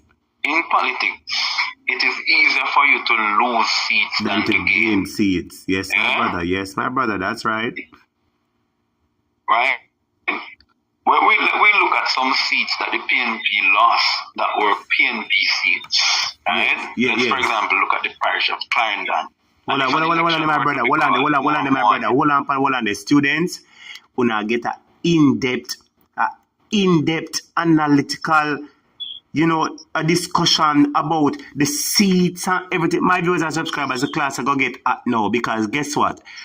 Head boy is about to explain to you a few seats where the PNP lose and if they're possibly able to regain those seats. Head boy, go right ahead. I don't want to preempt you and talk ahead of you, but go right ahead. But students, listen. If you have to get to the pen, get to the pen. Go ahead, head boy. The PNP is divided in 6 regions. So the PNP uses a system that is called a regional system. So the JLP is an area council. So we're going to start with 1. So we're going to start at Region 1. Region 1 is comprised of Trelawney and St. Anne. If an election were to be called tomorrow morning, I am of the view that Dennis Meadows in Trelawney Northern would win that seat. The reason being is that Dennis Meadows is a former JLP candidate for that seat. And the PNP will not lose any vote. It is the JLP that would be likely because people would have had strong sentiments. Remember, Dennis Meadows run down that seat 2 times, Yeah? 2 times. So that's a seat that he has had a strong support in. So hold on there. So you're of the view that Dennis Meadows is going to win his seat. There's a strong possibility that he might win his seat. And where is that again? Remember, that's a PNP seat. Hold on there. Remind the viewers where it is. And before you do that, I just want to say thank you, Captain J, for the super chat. Captain J, big up yourself, manners and respect. You see? Okay. You have to pray for the Korean Captain J. A while ago, the kitty did dry, and now we pray for rain. And so the Korean, they come Captain J. So we have to pray for get out the government. Big up yourself, Captain J. Yes, man. Send something in the super chat for the teacher. That's right. Let me tell you, these are lessons that people have to pay for at a university. A lot of those who are doing political science. As a matter of fact, I have friends who are studying political science. They used to ask me to do some assignments for them. Yes. Yeah. That's how good we are. Yes. So we know our stuff. So what I'm saying is North Trelawney has had a history of being a PNP seat. In 1980, when the entire island went green, Trelawney, East Portland, and St. Mary stood up, right? So North Trelawney has always been a traditional PNP seat. As I told you and I explained to you that the man from Allen, where did want to take up all the land at Allen Bamboo, they pumped a lot of money in that seat against Victor Wright. They did that because they were upset that Victor Wright had exposed what they were doing. Yeah? Yes. So those were somebody, and there was some infighting in the seat among the PNP, I believe. But I believe that they are all equally behind Dennis Meadows, who I believe will be able to win that seats. So let us take 1 from 20. So we're at 19. I want to move fast because it's 20 of them we have to do. So let's not waste any time. Yes. In between, you can stop me if you need. Go right ahead. Go ahead. We're listening, man. You have the world's attention. Go right ahead. So Trelawney, we shouldn't expect any major change because, that's a JLP seat. I don't normally tell myself, I would always give the person the benefit. So let's say the JLP will retain that. We're going to St. Anne, right? Remember that you have Lisa Anna's seat, which is the only PNP seat currently now in St. Anne. Yeah. I am of the view that the other seat, Northwest St. Anne, with proper campaigning and organization, I'm not certain who the candidate is. I think that they announced who the candidate was actually. And I think he should be able to win. I don't know the candidate like that, and so I would not speak of that. But I know the political system in Northwest, they have a serious machinery. And when that machinery rolls out from Discovery Bay to Bamboo to Philadelphia to all over the constituency, Runaway Bay, Salem, right? Salem is a more strong JLP, stronghold. But up in the hills, Bamboo, Clear Ground, those places, Buxton, the PNP should do better in those areas. When you look, so the PNP should gain 1 more seat out of St. Anne, so that is St. Anne.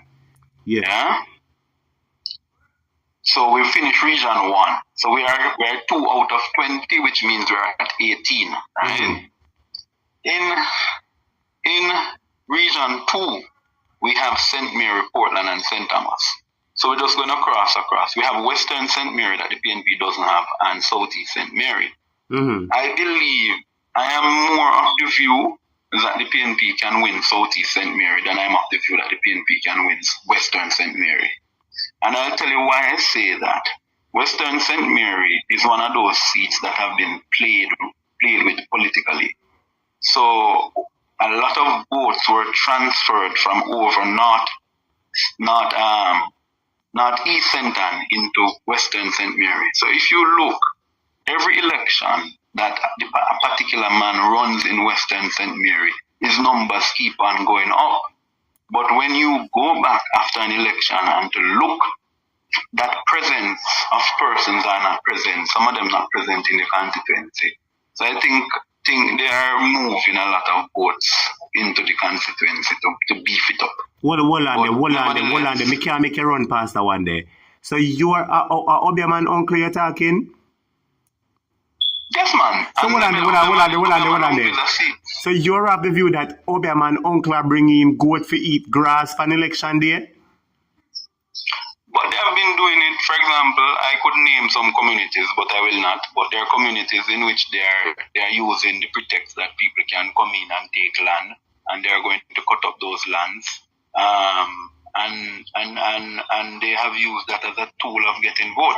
The other thing that they have done, if you must understand how Ocherios is and how St. Mary is. Remember, Western St. Mary is closer to Ocherios. Yes. And so what happened when Shiny of blessed memory, and that lady was a very wonderful lady, when they were trying to take Northeast St. Anne, which was a PNP stronghold for a long while, what they did was they brought in a lot of persons from Spanish Town. So what happened, remember that a lot of the Iglas used to come from Spanish Town to come and sell. They told them, don't bother go back. So if you look at down in places like Steer Town and Parry Town, those are a lot of those settlements are from the Iglas who used to come into Ocherios, Pineapple, Exchange. So because our seat had become so strong, I believe some of those numbers were put because Northeast is on the border. You have Exchange, Milan. So if you know the politics properly, you can actually tell people who are registering into your constituency, don't waste somebody, come over, just go over, let's go do it. And that's what the JLP has always done. Yeah. The JLP has been very good at that game. The JLP has been very good at that game. Remember in Queen Bee, Queenie, over Southwest, the Loudmouth man. Yes. Remember Ching Fly and Dog Flea. 400 people registered to vote and 1 Latino. I think people forget that in 2016. Hold on there. Already what's it not clear, you just say? 400 people registered to vote on one land? Hold on there. You mean like say you have 23 Hope Road or 23 King's House Road? You mean say 400 people vote from one address and it's not an apartment complex?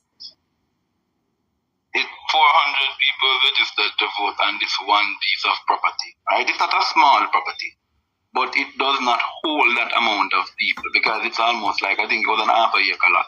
Yeah? Where do what's it not clear with it? Yeah, man. And that was something that was revealed in the 2016. So in Western St. Mary, even though Western St. Mary traditionally was a PNP seat, but I believe it may swing, but I don't know if the PNP has a candidate. There's a young youth that's running in there that's very popular, and there's a young youth that has come up from humble beginnings and is doing very well in business. But I don't know in terms of what. But let me run on. The Southeast Central St. Mary will not change because that's a PNP seat, and I know young Omar Noel, who's former president of the Patriots, is running that seat. It is expected to stay PNP. But Southeast St. Mary is where the fight is. Because remember, that was that seat that the JLP never had that seat after the 2016 election, but they got it just right after because Dr. Winston Green had died. Yeah? Yes. So that seat had always been a marginal. First it was a PNP seat, it was a JLP seat. It was run by the Ross brothers. Then you had Harry Douglas went and took it over in the 90s. When PNP came to power 89. Harry had it from 89 to 2007. Dan Peralto came, beat Harry, and we gained back. PNP regained the seat 2012. Long and short, that seat is a very determinant seat as to who form government. Yes. Because whenever the PNP has formed government, they have never formed government without having Southeast in its modern time. Since after the 70s, they've always gone to power with Southeast St. Mary.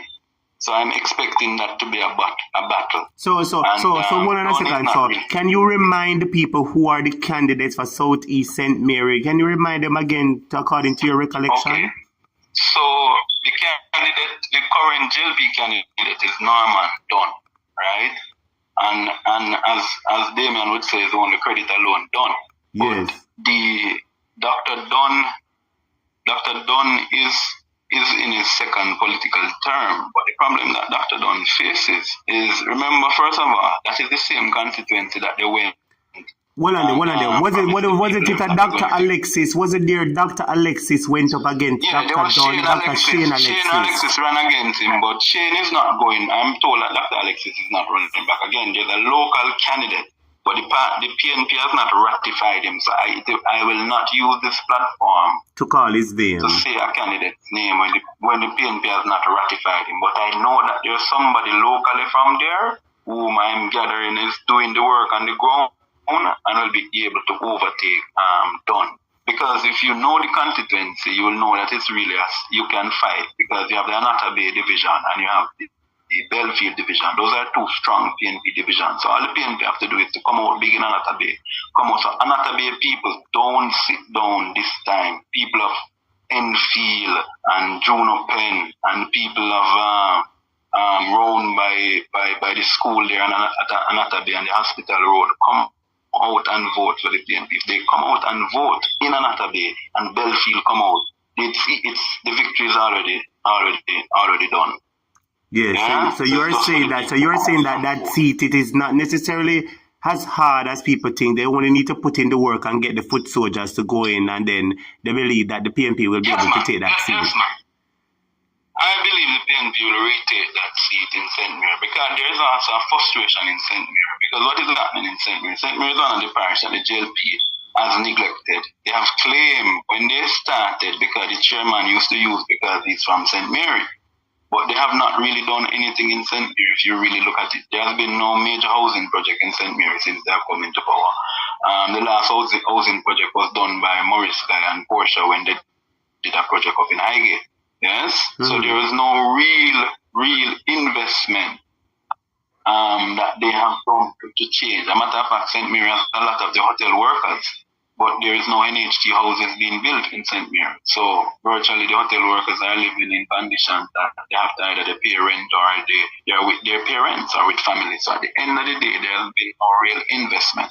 So I will call Southeast St. Mary for the PNP if they work hard. So that is 18. So we were at 18, so we're now at 17. Yeah? So that is Region 2, St. Mary.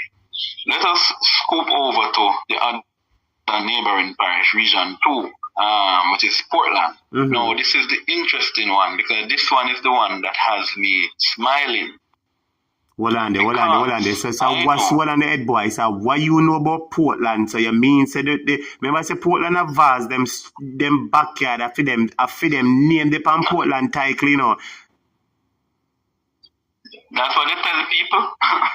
Yes. But that's not the case. So you said that is not the case. That is about to be overturned. That is about to be reversed. Maybe they could talk that way in West Portland, but not in East Portland. Yeah? Tell us what you know about it, my brother. Let me tell you what is happening. Let me start with West Portland. West Portland is going to be a battleground. I believe that there's a lady named Campbell who is running against. She was a councillor for the Balcarres division, and if you know West Portland, Balcarres is going back up into the mountains to take you back into. We can take that mountainside, go back up into Blue Mountains. So she's a family before. She's a local. She has served there at the council before.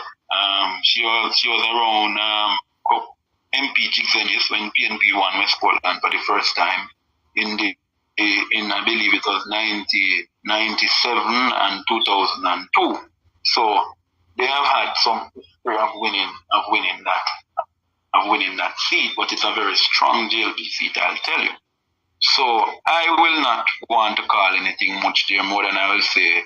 I think my good friend Daryl will remain there. I don't think he will go anywhere. He's a fighter. So at this point in time, you're making it known to the world and you're making it known to the students in the class that you believe, say, Mr. Portland, Mr. Vaz, there's a strong possibility that he might retain his seat. Yeah, it's a strong possibility. If you look at the seat, Daryl has always been able to win that seat between 800 to 1,000. There's not much he can do, or 1,500. He's not going to go too far from that. But in East Portland is where I really want to talk, because I believe that this East Portland one is going to be shocking. Let me remind the viewers that when Dr. Bloomfield, may God rest his good soul, won that seat in 2011. In 2011, Dr. Bloomfield got somewhere in the region of almost 8,000 something votes to the JLP's 5,000 something vote in there. Yeah? When he won again in 2016, he got almost 7,000 something vote to the JLP 5,000 something. Alright? In the by-election is when, so if you look at the by-election now, I don't want to use the by-election numbers because a lot of money was spent. Let's look at the 2020 election. The 2020 election, the Reverend Purcell got 4,000 something, 4,800 and something vote, and Marie Vance got 7,000 and something vote. However, I want to point out to the people that the JLP got almost the same amount of votes. It got lower votes than it got in the by-election. But the JLP virtually has a peak in Portland, which is in East Portland, which is between 6,000 and 7,000. So what they brought out in 2020 was actually their number. Remember that the PNP has gone over 8,000 votes in Portland. Yeah? So I really believe this time around, you have Port Antonio division is a strong PNP stronghold. You have the other division, which is called Prospect, which is also a PNP division. You have Up in the Hills, which is the one I think Colin Bell is running for. Forgive me, my good friends of Portland, if I don't remember that division up there. And you have the Mansion Hill division, which Mansion Hill is half and half. But the JLP has one of those strong areas, which was where they were doing the road when they ran. They wanted to run away Colin Bell. So they do. So if it is done the right way, I believe the PNP can retake that seat easily. And Colin Bell is a home name. But somebody said something a while ago. Hold on a second. Who said this a while ago? Somebody said something about Portland and money. Hold on, man. They said no Labour right can win North East Manchester. Hold on again. Somebody said something, yeah. Hold on, I was trying to find something where somebody said something about Portland and money running. I don't remember which student said it, but somebody said that Portland, remember some money I run Portland, you know. That's what them basically I say. So we know so the man in basically. Yeah, but I want people to understand this. The JLP has always had more money than the PNP. As a matter of fact, let me use a perfect example. As I said, I have come up in this game, right? I might not be in any big positions in the PNP, but I grew around the system. And let me tell you this much. In 2011, the PNP never had half of the money that the JLP had. Here I said to you, in 2011, the PNP never had half of the campaign fund that the JLP had. The JLP had access to what we are now being told, allegedly, maybe they were using SSL funds, we don't know. But they also had access to, remember that Holness had sponsored them in the previous election, 2007 election. Yes. So the reality of it is the JLP has always had money. But I can tell you this, if you organize people properly enough, the money will come and they will still vote against the money. Me not tell nobody not to take the money, enough take it. But don't vote for them. Because remember, if you're money with them thief. Yeah? So if them argue you want to take it, you take it. You don't vote for them, but knowing them how they're wicked, they will kill you. So the best approach is, if you know you're not supporting them, don't take their money. Yeah? Just tell them say at the end of the day. Right. At the end of the day, I want you to know that the problem that they will face, remember now, you know, that over in Westmoreland, Darrell will come under pressure, because I'm telling you that candidate that is going to run against him is somebody who has had was name in there. There's also going to be an East Portland candidate running. Right. So there's going to be an East Portland candidate running that also has a name. So there's going to be a lot of pressure in the parish. So Darrell might not have the... So hold on. As you mentioned, so the lady have a name. Is this the first time somebody with a name or a strong community recognition or parish recognition is going up against Darrell Vaz? Because no, you have had Quest did very well 2011. You had a road that ran it, and you had the man all the tools them women Abe Dabdu. Okay. So you have so Abe Dabdu So Abe Dabdu never did win that seat or St. Mary. Abe Dabdu did win already. No, I think Abe Dabdu was at one point was up in North East St. Catherine. St. Catherine, okay. I know say Abe Dabdu did win a seat. I don't remember exactly which part, yes. Yeah, he was in St. Catherine. But remember he had crossed the floor from the JLP and came over to the PNP. And that was when they asked him to run the no, hold on. Abe Dabdu never had Westmoreland. I need to double check it. Sorry. I been in Poland one time, man. If not like, man, I believe so. I believe when Jigs had. I believe so because I think it was him that Vaz beat 2007. Yes. No. It was not that Abe had the seat. Abe was asked to go run the seat. Yes, he was asked to run the seat, but he had a seat in St. Catherine. Okay. Yes. Okay. But they did ask him to go run the seat over there, though. Right, because I remember Abe Dabdu was a good friend of Portia, you know. So yeah. Portia had brought him in, she had become president and so. Yeah, so really and truly, so this notion that Darrell them have this thing in Portland, let it not fool you. So the point is they will be able to retain West Portland, but East Portland is going to be where the battle is going to be fought. But you must also understand that Action and is now a two-term member of parliament. She has no excuse for for lack of water. She has no excuse for lack of garbage collection. Other day, me see her. Hold on. Other day, me see her. Me delete the video. In a smaddy yard, must see a cream out smaddy ear. Or a comb out smaddy ear. The people them sit down at the yard, you know. And she, they know the people them ear either cream out the people them ear or a comb out the girl ear. And I say, but watch this ratted cup now. Where she gone from picture now a comb out people ear or cream out people. Where she had to try blending? Where she had to try tell people say she's one of them? No, you can't. Anne-Marie. Now, student, is the live back? Hold on a second, let me find out from them. Is the live back now, students? Can you hear me loud and clear? Let me see if they're responding. Marcia said not hearing anything. Somebody said not hearing anything. Hold on a second. No, we can't hear. Let me find out something there. Hold on, my brother. Hold on a second. We had some difficulties a while ago in the library. Can you hear me now? That's the question I may ask them. Hold on a second. Hold on a second.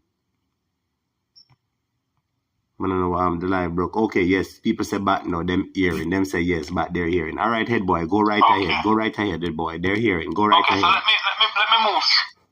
move swiftly. Yes. So when we had that interruption a while ago, I remembered what had happened. Remember in 2007 when Abe Dabdu ran against Darrell Vaz was in possession of his United States citizenship.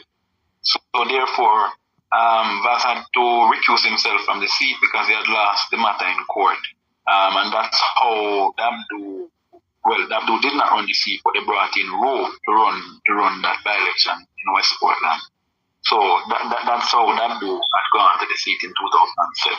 No, so East Portland has had a tradition of voting PNP, and so I will want to put that in the column. So far we're at what, 16? Yeah, 16. We're at 17 while ago. 16. That's right. I'm taking note. 16 right now. In St. Thomas now.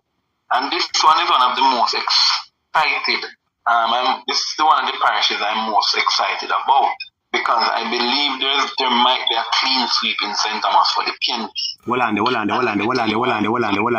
on, head boy. So hold on, because you said excited and already me start feeling excitement. So you're of the view that the PNP might clean sweep St. Thomas. Hold on.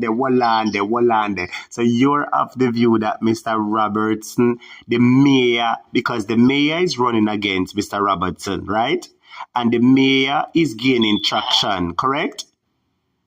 And then there's another lady. Do you want me to tell you something about that seat? Go ahead, my brother. Go ahead. Do you know that Western St. Thomas was originally was a strong PNP seat than Eastern St. Thomas?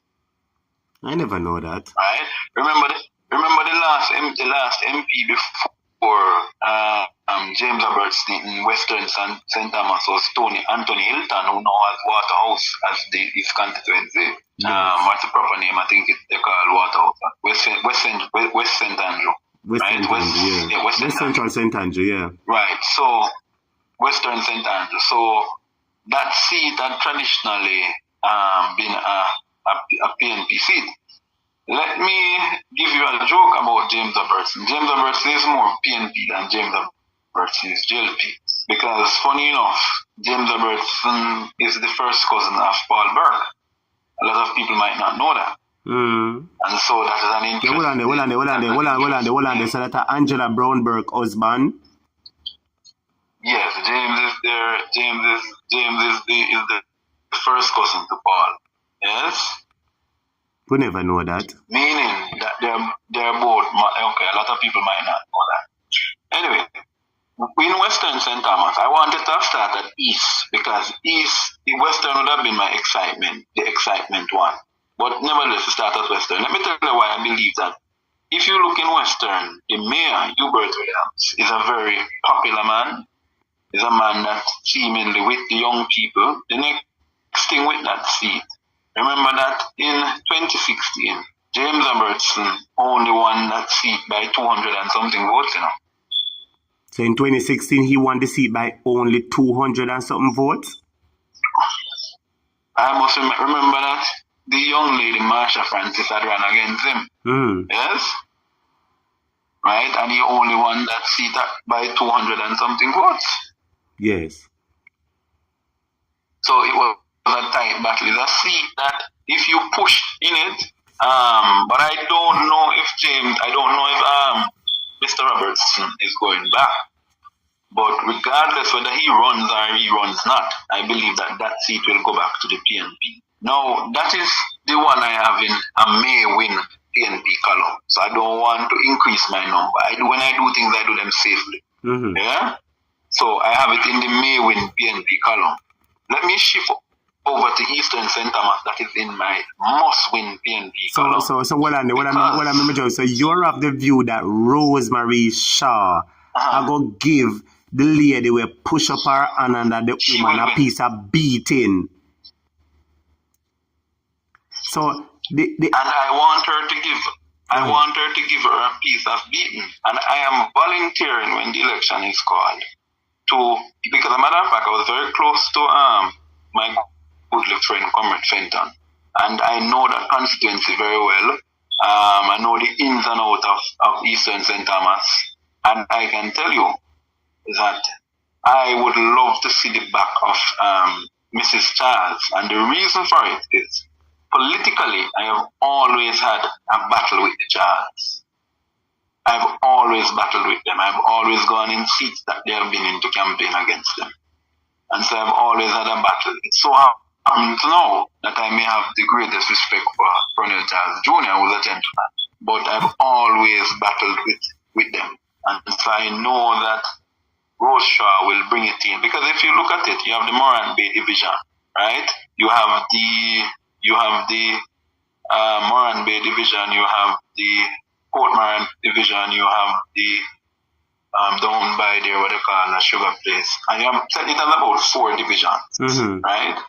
And it is Eastern St. Thomas is more PNP than JLP. Where the belt of the JLP is between Port Moran and this other community that would be going back over to Bowden Sugar Factory and so. Yeah? Yes. But the rest, when it has 5 divisions, and it has Sunninghill, Bath. So the Bath division is where it is a strong PNP stronghold, Morant Bay and Port Moran. The other one is there, Dalvey. Dalvey would be the other division. Dalvey belongs to the JLP. Dalvey is a strong JLP era. So whenever Fenton Ferguson would win, but Fenton would come out of Bath leading because that's their division. Then he'd come out of Moran Bay, getting his increase in numbers. And then he would just turn right down into Port Moran and win it from Port Moran. So I know that it can be won. Rosemary Shaw is somebody that was loved. She was actually JLP one time. She was a counsellor for Colonel Charles. And she and the Charles had followed because she saw the wickedness that Charles did in that parish. And only God knows what he did out in that parish. I'll not accuse anybody of anything, but it is so funny the amount of land that he has been able to acquire in that parish. Wonder to how him get so much land and who him buy them from and how much him buy them from. Me hear people talk about the land them too, but we will discuss at another time. But I will exactly. I will not comment on that, and we will see where it goes. So I'm expecting them to win Eastern St. Thomas. So we come out of Eastern. We come out of St. Thomas 16, now. So we're at what 15. now? Let me see. We're at 15. That's correct. We're at 15 because we have one May win, That is still important. That's right. We have a new column now that's called May win. All right. When we come out now, so we're out of Region 2, because we did Portland, St. Mary, St. Thomas. Let me switch it quick over to Region 3 is the easiest region to deal with because that is Kingston and St. Andrew, right? As it were now, there's only 2 seats. There are the JLP seats in Kingston and St. Andrew, Delray Chuck seat, Casamuda seat, so not East St. Andrew, and what they call Barbican. I think Barbican is St. Andrew, something northeast. No, northeast is Barbican. I forget what they call Casamuda, right? But whatever. So the Casamuda, Barbican, and Delray Chuck seat, will stay where they are. Nothing much changes in those because those are garrisons. Nothing changes in those seats much. Kingston West, nothing will change. But hold on. I have to stop in our tracks. now. Because I've wanted to ask this question for the longest while.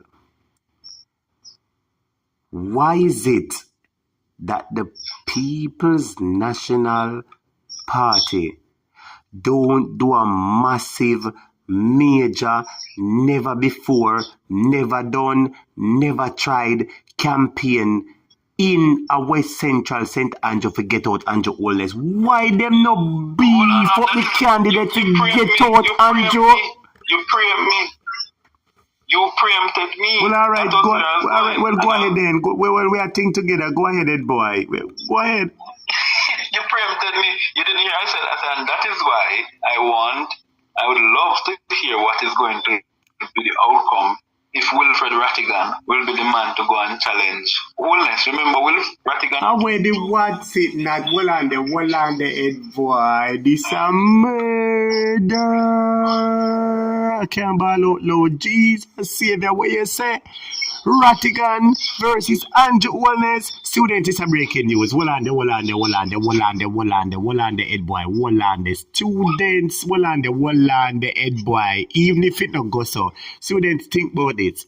Can you imagine if Wilfred Rattigan go up against Andrew Holness? Remember say Wilfred Rattigan a Waterhouse born and grown man, you know? Remember say Wilfred Rattigan a farmer FBI man, you know? Remember say a Penwood Wilfred Rattigan going on. So Wilfred Rattigan know the whole heap of Penwood Road, Waterhouse.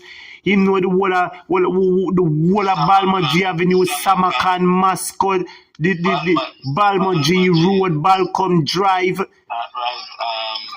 Balcom Drive, come back round up and Penwood. The whole of Olympic Way, the whole of Cockburn Pen. Right? The whole of Cockburn Pen. And Jewsland. And Marvelly and Nigel Place. Well, Marvelly, just not Marvelly, Nigel, but a little piece of Marvelly comes over on the boulevard. The piece that comes over on the last part. Well, on the backside. The students in my ask say what? The students in my ask say what? Well, so what I'm saying is, Rattigan had joked about it, and I'm saying Rattigan has not made any application to the PNP. Rattigan has not indicated to the PNP he wants to run, and I don't speak for the PNP either. So yes. I want to make sure that's clear. But we were just putting it on the table for food for thought. Hold on. We were just putting it on the table for food for thought, right? No, I know, man, and I'm saying it would be an interesting challenge. Because I know that the seat that Holness sits in and thinks that it's a safe seat, it is not a safe seat. If you remember that Holness took that seat from Carl Blake, the Olympic. A Carl Blake, I never Carl Blake had a seat there. No, Paul. It would be Carl Blake. No, Paul Blake. Warren Blake. Sorry, Dr. Warren Blake. Right? Yes. So he took the seat from Mr. Blake. But remember what was used to take that seat. Because remember too that there was a affidavit. And it's one thing with me, I don't forget anything, from Father Burchell McPherson, right?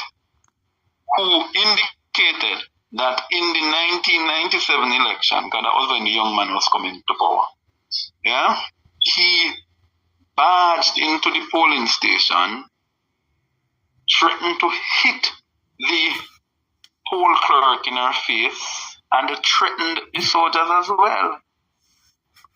So in that election of 97, there was a lot of brute force that was used on the people of that seat to convert them to PNP, to convert them to JLP, sorry. That's in 97. Yes.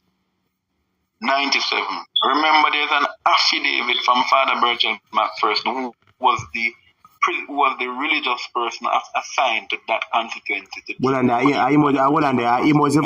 the father for St. Patrick Catholic Church or something like that? For St. Patrick Catholic, yes. Right, so I want to make that point clear. So it's not a safe seat, and that is why Holness was. There's also a thought at one point persons were saying Shanique Myrie could have run that seat because Miss Myrie is from that seat. Yes? Yes. So, but in Region 3 now, let's not lose track so we can finish up quick. In Region 3, as it were, the PNP PNP lost Central Kingston, you know, we can put that back. So increase, take down my number now. So Central Kingston will go back to the PNP, no questions asked. The mistake that the voters made in 2020, they will not make that mistake anymore. Matter of fact, it was and they could take me to court, but I know this. But I said, don't forget any problem, you know. No. I am not going to say a lot of the allocations of the KCC was a lot of funds was used from the KCC to finance that election in Central Kingston, and that's a fact. That's a fact. So the people of Central Kingston were disappointed. Remember, you know, that the member of parliament for Central Kingston is the brother of the mayor. Yes. Yes. People need to remember that as a fact. Yeah.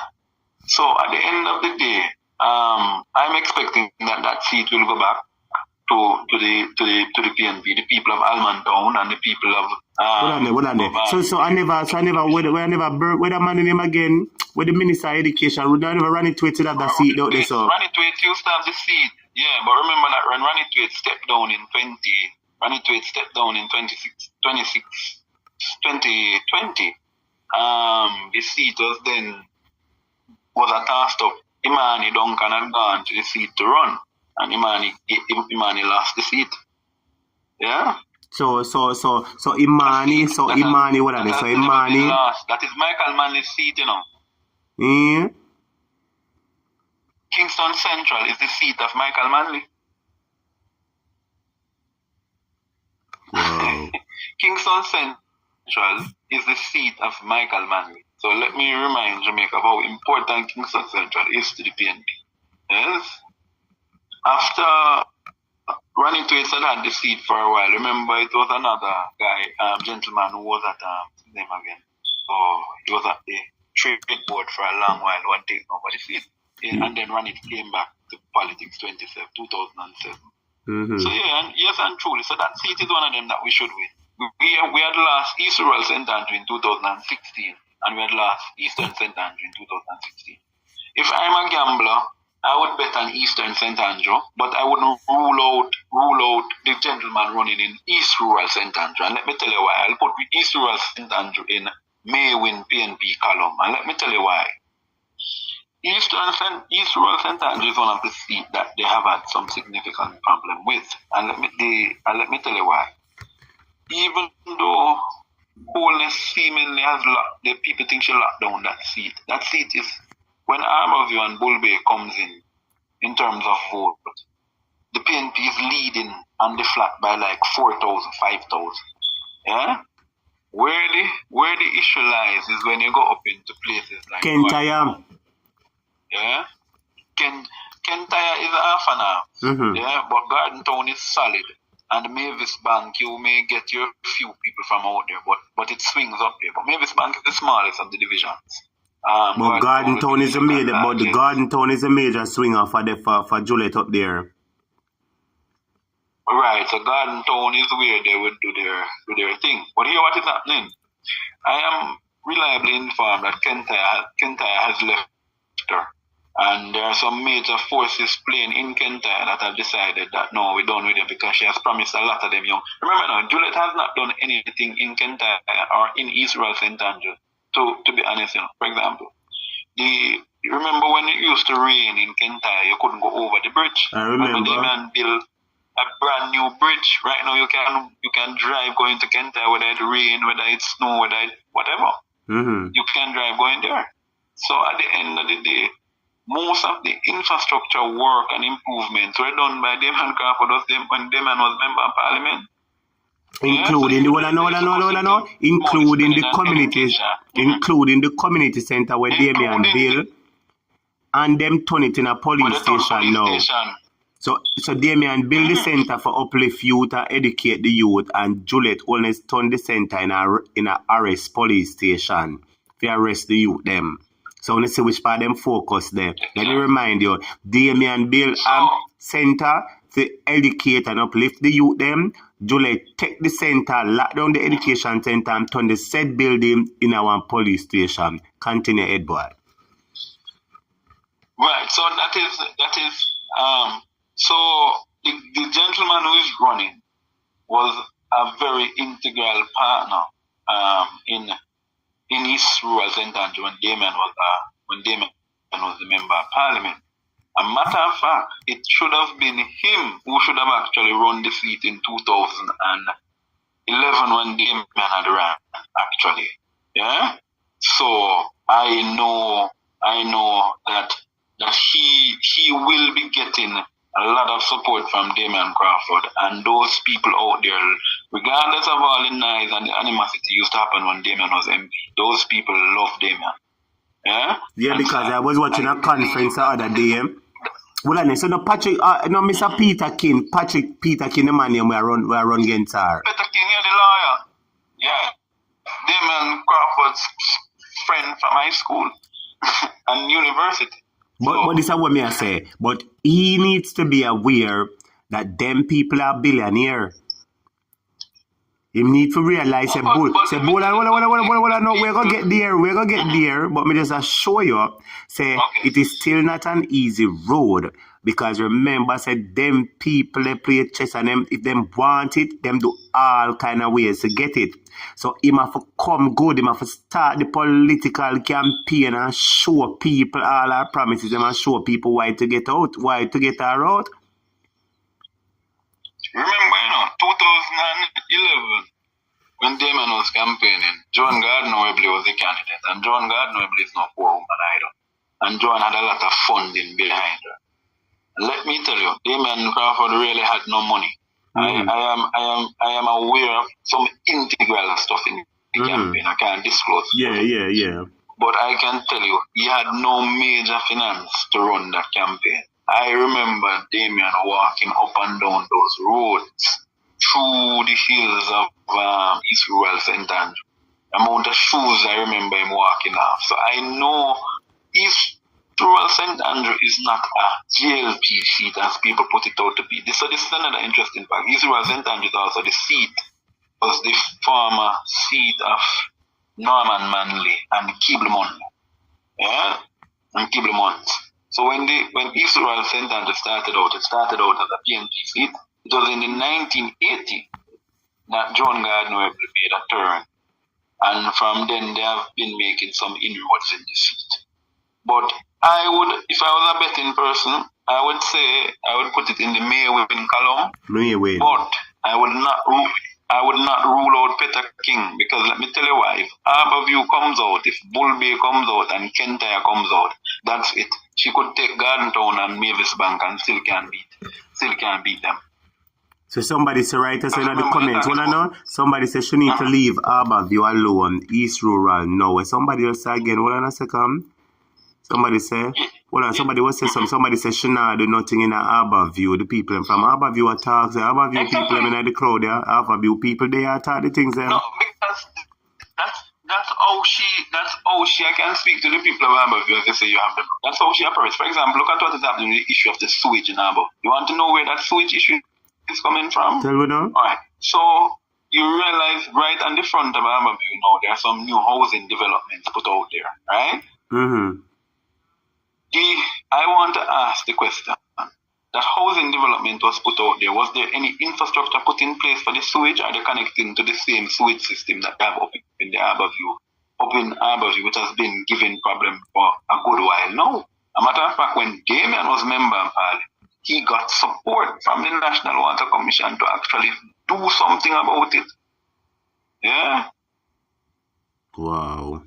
So there's nothing that was done about that sewage to the point where a driver drive, the water splash up on him swing out and somebody end up lose them life and them still not fix the water, them still not treat the sewage water. Let me tell you, Juliet Holness has a person, and she can, the member of Parliament for East Rural St. Andrew has a personal vendetta against the people of Arborview and Bull Bay.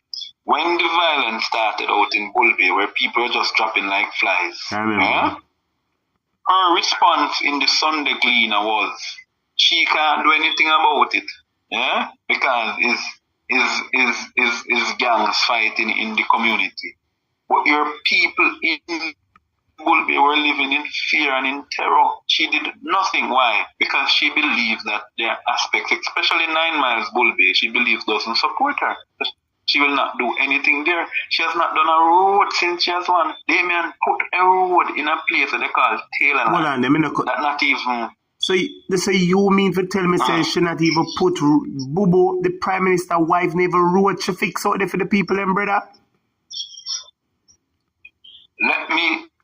If there is a, she did one aspect of the road. But basically what you say is that as a Prime Minister wife, she could have do a whole heap more and she not do nothing. That's basically what we are talking about. She does more work in places of 8 miles. I'm showing you what she's doing. She has ostracized communities that she thinks are leaning to the PNP. And that is why she could make the statement that is only PNP live on Gully side and Riverbank. I remember that. I remember that. Right? Because she has this vitriol and this vendetta when she because the people of Bull Bay stood up to her when she came with her foolishness, and they have stood up to her time and time again. So she knows she don't really have no support out there like that. And so it is in her view as well. Yeah? So she does nothing. Remember, they're following the woman, Hold on. The moderators, this person named Swain Editor, don't block them. The person when named Swain Editor, don't block them, please. Don't block them, don't put them in a timeout yet. Make we hear what them have to say. Moderators, the person when named Swain Editor, please don't block them. Don't put them in a timeout. Make we hear what them have to say. Listen to me now, my brother. You know, I'm never change the class. Continue so way I said, I'm not going to disrupt this class. Continue. We were at East Rural with Juliet. Proceed. You don't know what you do when you have waste. You flush the toilet. Yes. Yeah? So moderators, if you have to flush the toilet, flush it. But well, go right ahead, moderators. If them giving a problem, moderators, one on to fix him for me. And I know that one of the moderators will be happy fixing Swain Editor who just talk about say continue to dream. You guys are just losers. Who is losers? You are your Prime Minister, Juliet Holness. Swain Editor. Respond to them. They're sent for one mission, you know, because they don't want the Jamaican people to know that they're losing. Anyway, let's proceed. Yes, my brother. So Eastern St. Andrews. I'm going to put East Rural St. Andrews in the Maywin column. Let me move. Not hearing. Not somebody percent not hearing. Hold on 1 second.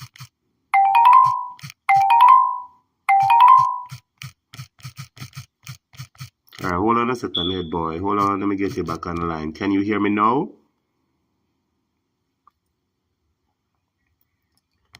Students, can you hear me now? Is the live any better? Can you hear me now?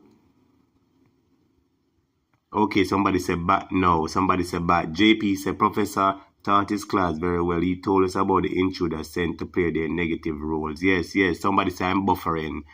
I don't know what's happening. Okay, they say yes, they're hearing me. Thank you so much for holding. Thank you so much. Yeah, students. Like I shut the live, said we.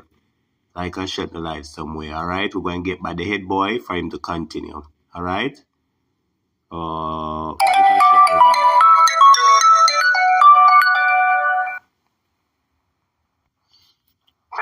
live. Yes, head boy. Thank you so much for coming back. I don't know what happened a while ago with the live, but you can. No, man, that person was sent to do what they do, you know. And I want to let you know, be aware of something that I realize you have been saying. And I want to say it because I want them to know that we are aware. What has happened, you realize every time on your live, you're seeing that you have persons from India. Yeah. Remember that during the COVID, a contract was given to a firm. Remember, a contract was given to a certain firm who have Indian background? I don't remember, you know, tell you the honest truth, I don't remember. You forget who mess up people documents with this COVID. Remember that when you had to apply to come into Jamaica, you know, and all of that data was exposed? Okay. I think I know about it, but the information now click. I only know about the market business, the market. Well, I don't want to say who the firm but don't say it, but we look at it. Go ahead. There are Indian connection, And what happens is India is where a lot of trolls. So, for example, if I want to come and block it, they have IT persons in India who they do a lot of cyber security. Yeah? So they can come on your thing and come with different stuff and infect what you're doing. But that is a discussion for another time. Now, okay, so that is why I see the whole heap of people from India, the whole heap of viewing from India. It could be that the trolls are out, watching the live. They're trolls. What they do, they buy these. So it's not actually real persons. I know. It is devices that are actually logging. Yeah, but they can't hide IP address. Sometimes it's not easy to hide IP address because YouTube has a very sophisticated system. Yes. So that is why you can see where IP addresses are. Anyway. But nonetheless, let us continue, my brother. They can't stop us. We are here. Let us proceed. Yes. Forward still. So we coming out. So Eastern St. Andrews, where I believe the PNP has a very good chance. So the PNP has a chance, for me, of winning 2 seats out of Kingston and St. Andrews, which is a powerful region too. I would say they have the chance of winning Central Kingston, which I spoke of, and Eastern St. Andrews now. As it were, Papine division is the strongest PNP division in the constituency. So you have areas of Augusttown, Goldsmith Villa, and come back out to Papine. Parts of not Kentire, so let me ask you a question now. Yeah. The goodly favor she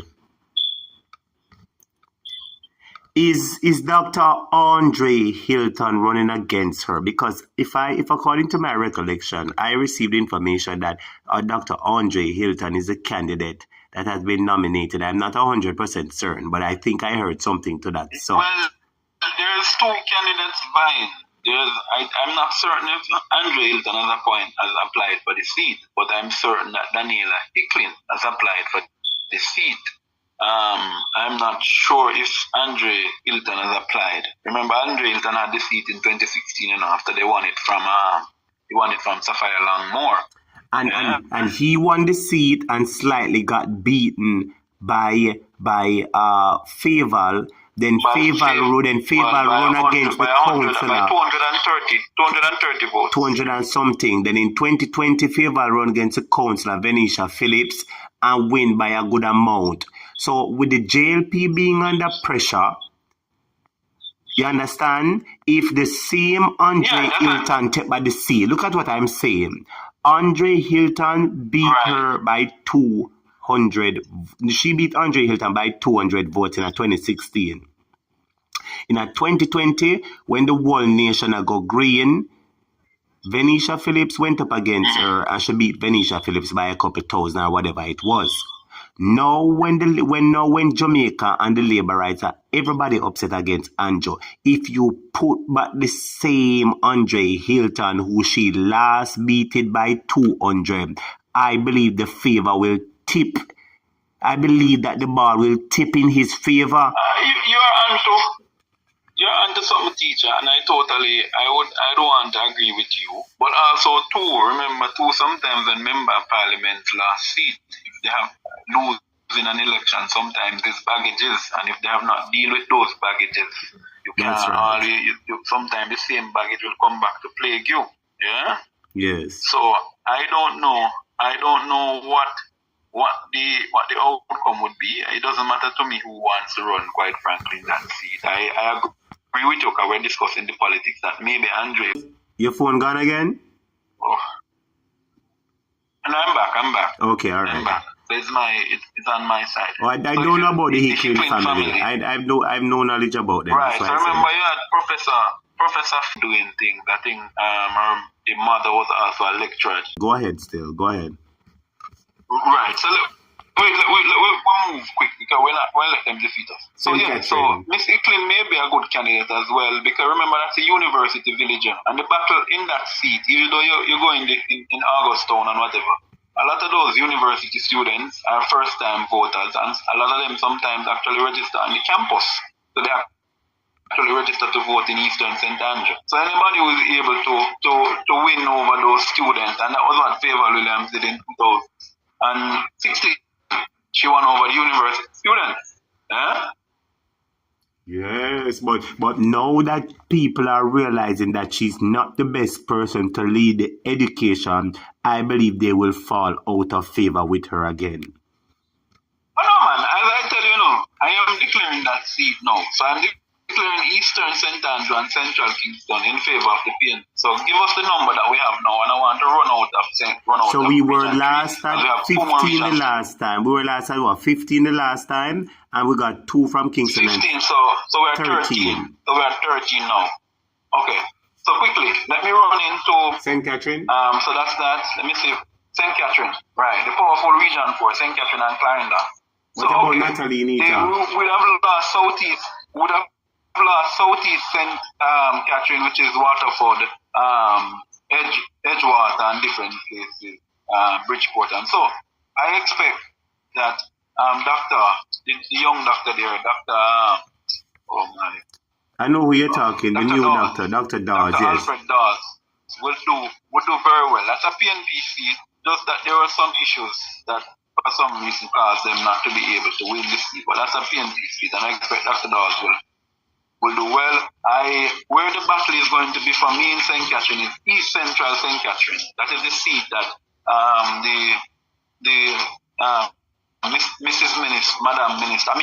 Mr. Minister has. Yeah. So I believe that seat is going to be the battle in the St. Catherine. So are you aware who he's going up against? He ran the last time against Raymond Price. I am not certain. I will not want to comment much on that seat. I do have some friends who are integral in that seat. But I would say that I believe that the party needs to look at that. Tell me, can you hear me now? Is it any better?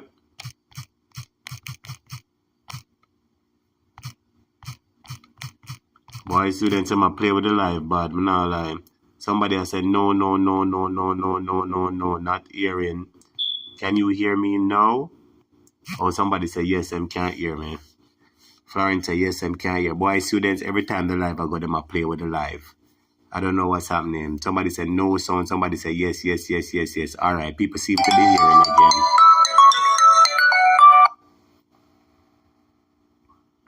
Yes, said boy, I don't know what is happening to us tonight, and it seemed as if apparently we're being monitored.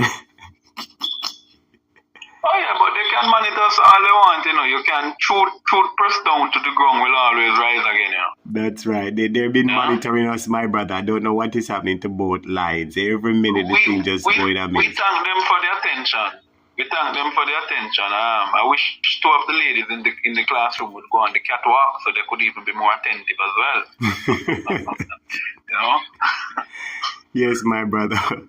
But as we're in St. Catherine now, and you made mention of the seat with the minister. So I believe that East Central, I was saying to you that those 3 seats were created in 2011. Remember, when we went to election 2000. Students, famous of the life.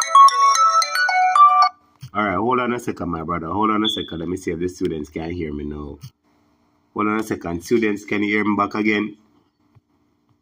Can you hear me back again? Yeah, I think them still up on the live. Go ahead, my brother. Them listening to you. Yeah, hear me, boy? Okay. So I'm saying those 3 seats were created to add, and they became 63 seats. Yes. Most of the seats, so the seat that Wheatley has was cut for the GLP, right? Yes. The seat that was in Montego Bay was actually cut more for the GLP. That seat was cut out of Northwest St. James, which is Sleepy Chang seat. Yes. So they cut that out of that seat. So that was the bulk of the GLP. What's the put it? In East Central St. Catherine, East Central St. Catherine.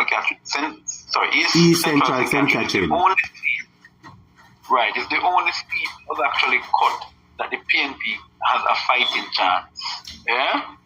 So, let's say Terrell jump up and a bit. If Portmore Pines division come out on him and Southborough come out on him the real way, he is swamped, he is gone, he is dead. And so I just will urge the party to find a good candidate in that seat. so that we can win that one. So I will put that in the may win column, because I don't know who the candidate is as yet, and if I had known who the candidate, the light would have maybe had some knowledge of the candidate. I could then give a more in-depth analysis. But for St. Catherine, that's pretty much it. Because but what about the question that I want to ask you now, Wallande, what about the seat where you, Graham, did have? What about that seat? That is the question that we are asked. That is Northwest St. Catherine. That Northwest St. Catherine, they're going to send back Amos, believing that Amos can win. That's Newton Amos? Right, that's Newton Amos. That I found a policeman there. The tide is... Right, the former police. The tide is higher now than it was before. Because here's the problem why I say the tide is higher now than it was before. Talk to it. Because remember, in 2020, they had most of the country behind them. Yeah. Now most of the country is pulling away from them. So you're saying that the swing factor might work against them, because last time it worked in their favor. This time you're saying it might work against them. Yeah. It will work against them. And remember too, what the JLP is forgetting, we had a 30-something percent, about 31% voter turnout. Yeah. Right? The fact is, if the voter turnout increases, it is more likely to be that it is the PNP pulling out more people. So really and truly, the PNP needs to get the voter turnout to be up in the region of what it was in 2016 or 2011, where it was in the region of 42, 46, 48. In some constituencies, it was at 50%.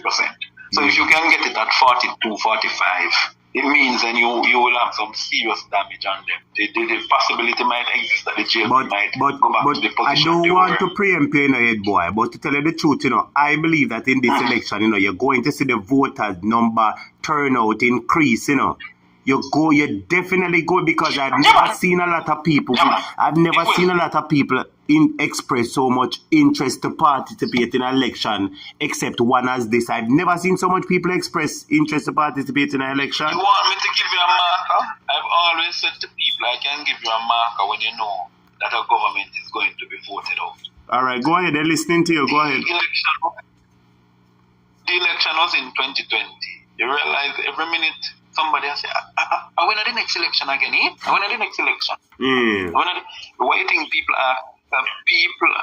Remember, Colonel Charles is one of the most seasoned politicians in Jamaica. And I give respect to him, even though I still use a politically campaign. Colonel made this point on a program on the radio the other day, and I listened to him. What him say? He said that historically, Jamaicans don't come to vote in a government, they come to vote it out. Yeah? Yeah. So hold on this. So basically what you're saying is that if a current party is in power right now and they have a certain number of voter turnout, and an election is called and the voter number turnout increases, you're basically making it clear that the increase that the people are increasing and expressing an interest is to vote out the current administration. That is the view that you're of. It's to vote out the current administration. There's a rule of thumb in political science. It says the lower voter turnout favors the incumbent. High voter turnout favors the opposition. That's always been the rule. And that holds fast as being true. So the problem that the JLP will face is that will it be able? Remember, it peaked the other day. So the persons the JLP carried out in their 2020 election was its base, or the base of the JLP came out to vote 2020. The base of the PNP stayed away from the voting. So with this base coming back, it will be way more greater than that of the JLP. Yeah? I can give you the numbers, In 2016, when the JLP won the election, they won the election by 3,000 votes. Even though the PNP had lost the election, the JLP got 300 and something thousand votes. The PNP got 300 and something thousand votes. in 2011, when the PNP won the election, the PNP got 360 something thousand votes. The JLP got 300,000 flat votes. Yeah? So I'm showing you the numbers. Yes. So imagine in 2011, the PNP got 400 and something votes 2011. My bad. I'm giving you the wrong number. 400 and something thousand votes. So imagine 100,000 difference coming out more to vote in this general election or local government. It will make a significant difference or impact on the election in Jamaica. Significant impact. So we are virtually out of St. Catherine, because you asked me the question about Northwest St. Catherine. Northwest St. Catherine will go back to the PNP. It's a safe seat. It's a safe PNP seat. Public Gill, chairman for life, as they call him, has done a very good work. He has educated a lot of people in that done a lot of educational work in the constituency. A lot of housing projects are in that constituency. So I think anywhere Bobby Pickers Gill is, he can feel proud that he has built a good constituency. And yes, the people of Linstead, the people of up there in Laudersville and other places. So in is the PNP, so in St. Catherine, are they gaining any seats? Because what about the one that Terry Long has now? Is Terry Long losing his seat? That's what I'm saying to you now. So Southeast St. Catherine, we have gained one. That's Dr. Alfred Daw. So let us count. Where we are now? We're at 12? Yeah, 12. We're at 13 now. Right? We're at 12. 12. Right. The seat that Terry Long occupies might very well be in the PNP column, and it actually has to be in the PNP column. The PNP has to win that seat to be competitive. And I would want to put my political career, because I know some internal things about that seat, and say the PNP will win that seat. So we are now at 11, right? Yes, that's so 11. Let me move out. Let me move out of St. Catherine and go to Clarendon, right? You want to go Clarendon? Right, because I'm still in Region 4. Because I'm done with St. Catherine, and there's nothing more in St. Catherine the PNP has except for Denise Daly's seat. Babsy's seat will not change, and what's his name seat will not change, and the one that the former energy minister has, which is over Homestead, that will not change, and Natalie Nita Headley will still remain member of Parliament. So really, there's nothing. So you're saying of the other two seats, the PNP are expected to pick up the other two, and they must pick it up. That Alfred Dawes, whosoever go run against Terry Long. Terry Long. So that's why I'm saying pretty much they need to pick up those two, and I will give it to them, because if the swing is for the PNP, which it will be, but remember too that a swing can be for you, but it can be a marginal swing. Mm-hmm. If it is a good swing, it's a good swing, then they should be able to wipe out Terry Long totally in St. Catherine, and I'm speaking in political terms. Yes. So pretty much that's that. In Clarendon is where another interesting. Clarendon is like a St. Thomas, a very interesting parish, because Start with the information minister him and him see it. No man. Actually, funny enough, that's a seat that I have strong roots in. That's a seat that I have campaigned in. So that's the seat I'm going to leave for last. All right, then, my brother. Let's go to the hills, because there's nothing on the flats. We already have Southwest Clarendon with Mr. Cousins. That was put Noel Ascot's seat. That's a safe PNP seat. It will go back to the PNP. You have Pernell Giles in Southeast Clarendon. I don't expect anything much to change in Southeast Clarendon. Pernell Giles has demonstrated himself to be a good minister. I don't know how the MP situation is in the seat, but people seem to love him. And I know that that seat is remember that Southeast St. Catherine, Southeast Clarendon was Bustamante's old seat, you know. Yes. Yeah? It was also Ushira's old seat. Yeah? I never know that either. That's a strong jail. Okay, and that was Ushira's seat as well. And then Ushira gave the seat. Ushira would have supported Rudyard Rudyard Spencer. Roddy Spencer, yes. Rudyard Spencer was a student of ULAS this year. That's how he got that seat. But remember in 93, when the PNP won that seat for the first time, yeah, it was won by Peter Bunting, if people are forgetting. First time he was winning an election. And Mark Golding, then as a young lawyer, going to actually a student lawyer, was down there campaigning with his best friend. I remember Mark talk about that, yes. Yes, man. So we know. So in Clarendon, I'm expecting Northwest Clarendon, which is Richard Azan's seat,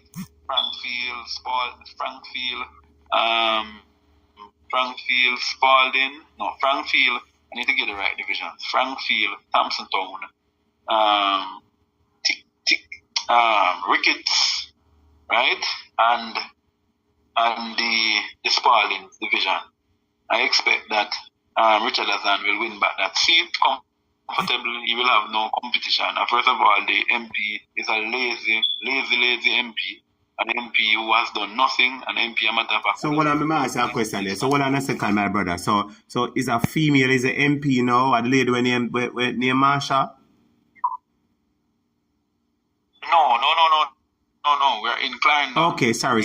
I'm going too far. Sorry. The MP, we're talking about Richard Azan, the seat that Richard Azan lost to Philip Enriquez. Yes. Right? The money man, Sean Paul family. Yes, right? yes.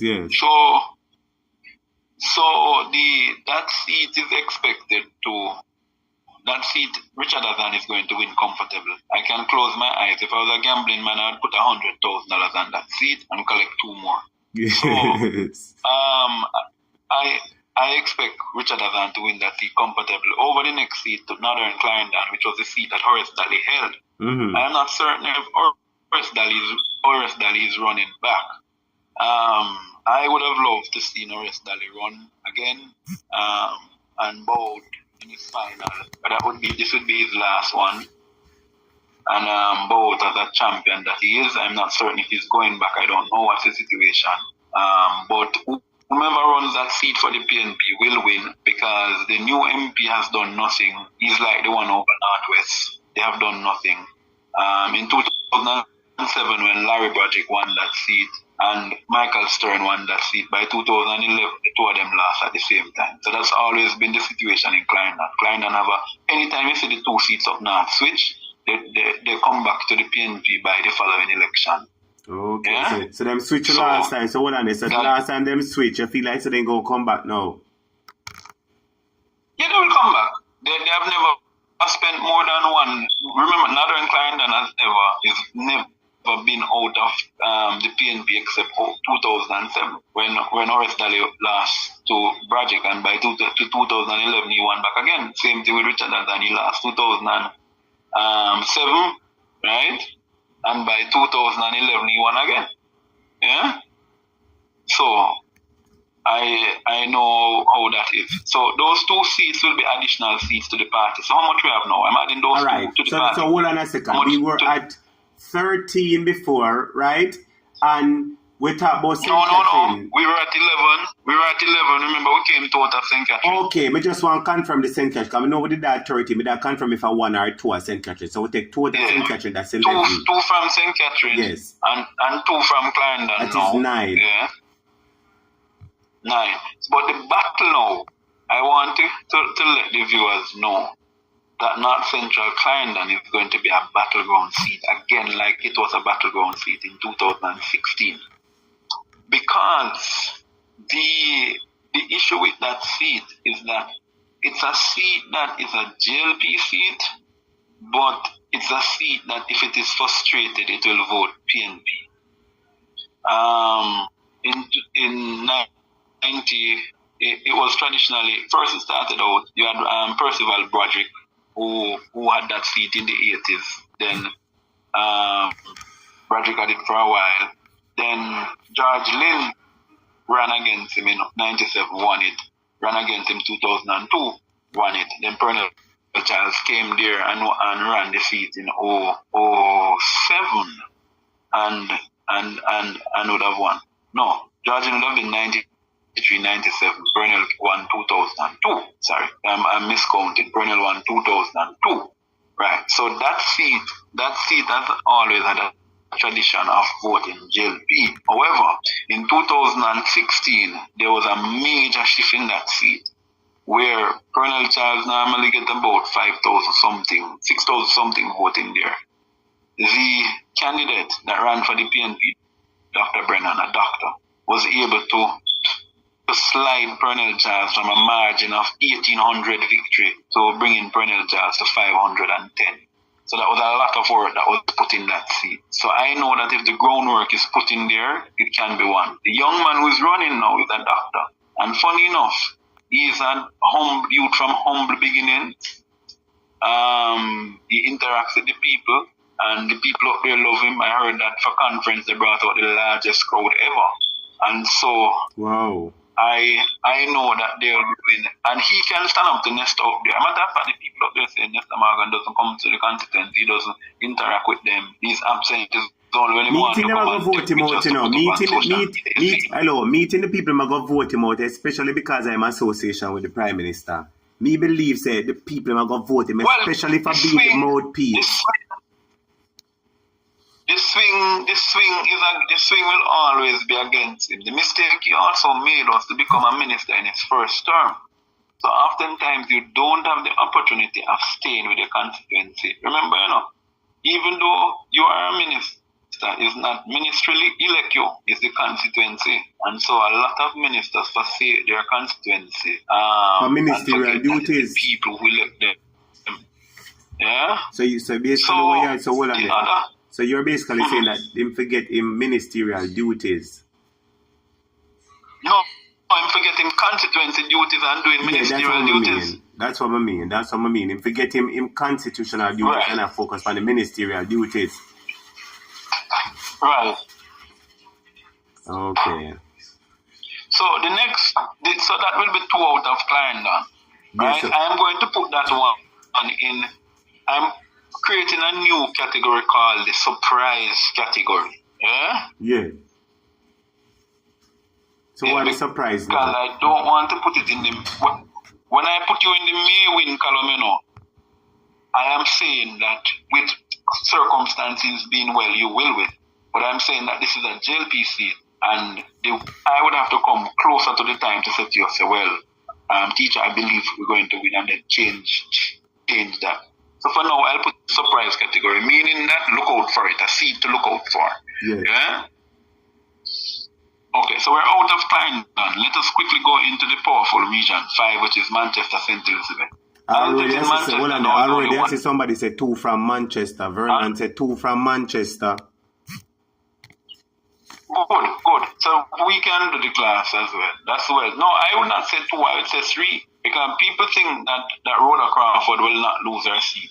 I am betting anybody in this class want to bet with me. I am willing to put up 50,000 that Rhoda Crawford will lose her seat. And I will tell you that she will lose her seat by over 500 and something votes. So hold on, my head boy. It's a big pronouncement that you are making up, because she has been one of the MP who will say every minute one video with her and them and say, show me this a center, bookwork, center, internet and all kind of something, and road.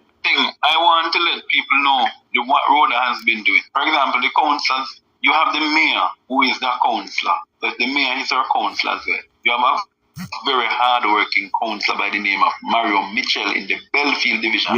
Actually, if any councillor should get an award, I would believe Mario should get an award for having been one of the most outstanding councillors in Jamaica. So what she is doing is that she's piggybacking on the work that they do. So oftentimes that's why you see they have to put out their pictures quick when they do projects, because the council does a project and the MP come and claim the project that the council does. That is like so not right. Yeah. So really and truly, she's using those tactics. But remember, you know, somebody said Donovan Mitchell will take the seat. Yeah, man, Donovan Mitchell will win. Donovan Mitchell is also the political genius within that seat. Donovan Mitchell is a numbers man. I've worked with him many a times in in the field. I've sat with him and seen and he has taught me a few things where numbers are concerned. And so I know Donovan will win. I want to switch my attention to South Manchester, because that seat is also a strong PNP seat that just because of fractions and so would have gone to the GLP. So those two seats in Manchester that we lost will come back. So that would bring us to 2 out of Manchester again. So the student was right in when the student said 2. But remember that we have Michael's Northwest Manchester seat. Northeast Manchester, I'm not willing to call it. I don't know if it will come back to the PNP, because that seat was built around Ardlishaw. It was never a JLP seat. It was just an Ardlishaw seat. I want the country to be aware of that. People voted in that seat for Ardley. Ardley was also a comrade at one point, you know. Okay. Yeah, and he was also a PNP at one point. Yeah? Yeah, I think I've heard sentiments about that before. I've heard the same sentiments. Yeah, so that seat was really built around. So we have 2 from out of Manchester. South Manchester and Central Manchester. So we were at what, 11? No, we were at, when we came out of Clarendon. 9, then we reached 7. Came out of Clarendon. Oh, so we're at 7 now. Yes. Right? 7. Okay, so we're going in St. Elizabeth quickly. St. Elizabeth is where the PNP was totally wiped out, and Westmoreland. But I'll deal with St. Elizabeth quickly. In St. Elizabeth, I'm expecting that we'll win back Northeast St. Elizabeth with Zulika Jess. That's a PNP seat. Zulika will do well. Kern will go and help her as well, because it is very important. The party will come together around Zulika in that seat. The other one that I have as a seat to watch, I will be looking at Southwest St. Elizabeth. But the challenge is the girl who is running against Floyd Green was the constituency secretary for Donald Buchanan. So she has had years, and if anybody remember Donald Buchanan was one of the best general secretaries the PNP had. Yes? But me say the people equally love fried green down there. The people equally love fried green down there. Right, that's where I'm heading to. I'm heading to it. So I'm saying to you, so that is going to be a battleground seat. I can only call Northeast St. Elizabeth in St. Elizabeth, because St. Elizabeth is a very funny place. Yes? South St. Elizabeth is a seat that came back to the PNP the other day. Frank Witter is not doing anything. I remember a student told the other night that Frank Witter not doing anything in the seat. Yes. The MP for South St. Elizabeth not doing anything. That's Mr. Witter. I also will surmise that some of the issues with the backside company and the dust nuisance and so on, the people in Nain and other places may create problem for the GLP in that seat. And by the way, that is where most of the trucks are. South St. Elizabeth. South St. Elizabeth. So we'll see what will happen in that. So for now, I will say 1 out of St. Elizabeth, but I will put Southwest in the may win column, PNP. And the reason for it, I'll tell you, is that whenever there is a swing for the PNP, Southwest has always come back. Remember 2011, Tufton had Southwest 2007, you know, Hugh Buchanan just came 2011 and just beat him and won this. Yeah? Yeah, remember that one day? Tufton barely defeated Donald Buck by about, what? Was it 12 or 11 votes? I don't remember the number, but I know it was marginal. Okay. It was a very marginal, it was about 12 or 11 votes. So Southwest is a marginal seat and it goes with swing. So, and that girl is like Floyd Green, is a local hero. She's a teacher. She teaches at the Black River High School. And teachers have done well in that seat. When Hugh Buchanan won, he was a teacher at the Black River High School as well. So you're saying that seat is looking good? That seat is a seat that I will put at may win PNP, because it's a seat that if people respond to the individual who runs in that seat, so that seat is not GLP, not PNP seat, it is who run. Yeah? Who run. That's why Floyd was able to win it. That's why Hugh Buchanan was able to win. Yeah? So it is the individual. Those people vote according to the relationship they have with you. So I'll put Southwest in the May win column, and then I'll come out of St. Elizabeth, rush to Westmoreland, and still, we're in Region 6 now. So I'm virtually finished because I just have Hanover, Westmoreland, St. James. I expect all three to win in Westmoreland, and I will not debate it. The hardest of them to win in Westmoreland, would be Central Westmoreland, because that has been one that the JLP has for years have been hitting at. Central Westmoreland now takes in places like Savlamar, Little London, Little London is on the other side. But yes, parts of so the town of South and them areas, Russia, Georgia, yeah, the real city of Westmoreland. So those 3 seats in Westmoreland, I'm expecting the PNP to win all three. So you're expecting that the PNP will have a clean sweep. PNP will be back. We will take over back Westmoreland. In Westmoreland, right? So as it were now, give us our numbers, because I just gave 3. you 4. We only have 3 left. 3 left. So we have 3 left. Okay. So you see how my numbers are not bad. Let me just run into because we don't have to debate the Westmoreland situation. More the council has come back over to help pioneers.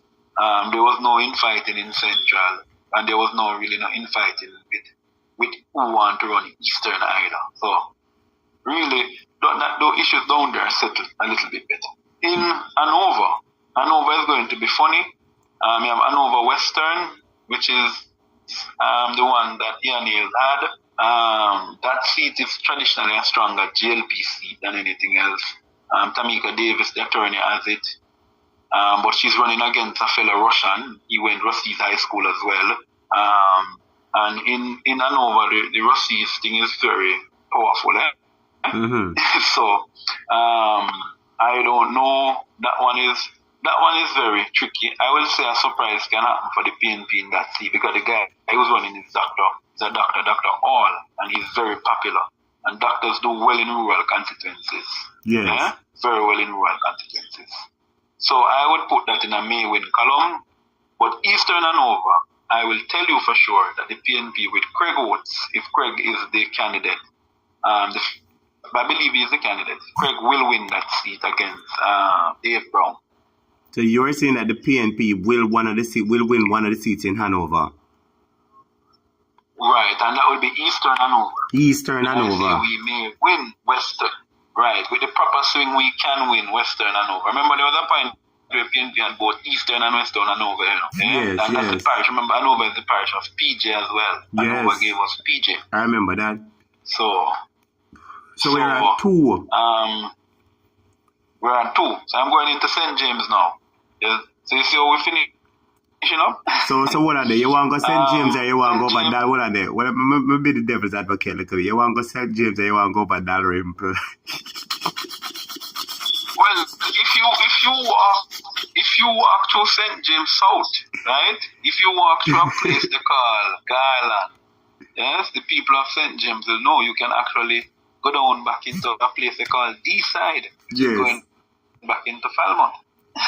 Yes. So, because remember, that's a cockpit country, Remember, the Trelawney is in the cockpit country. The cockpit stretches back from St. Elizabeth all the way back over to St. Anne. Yes.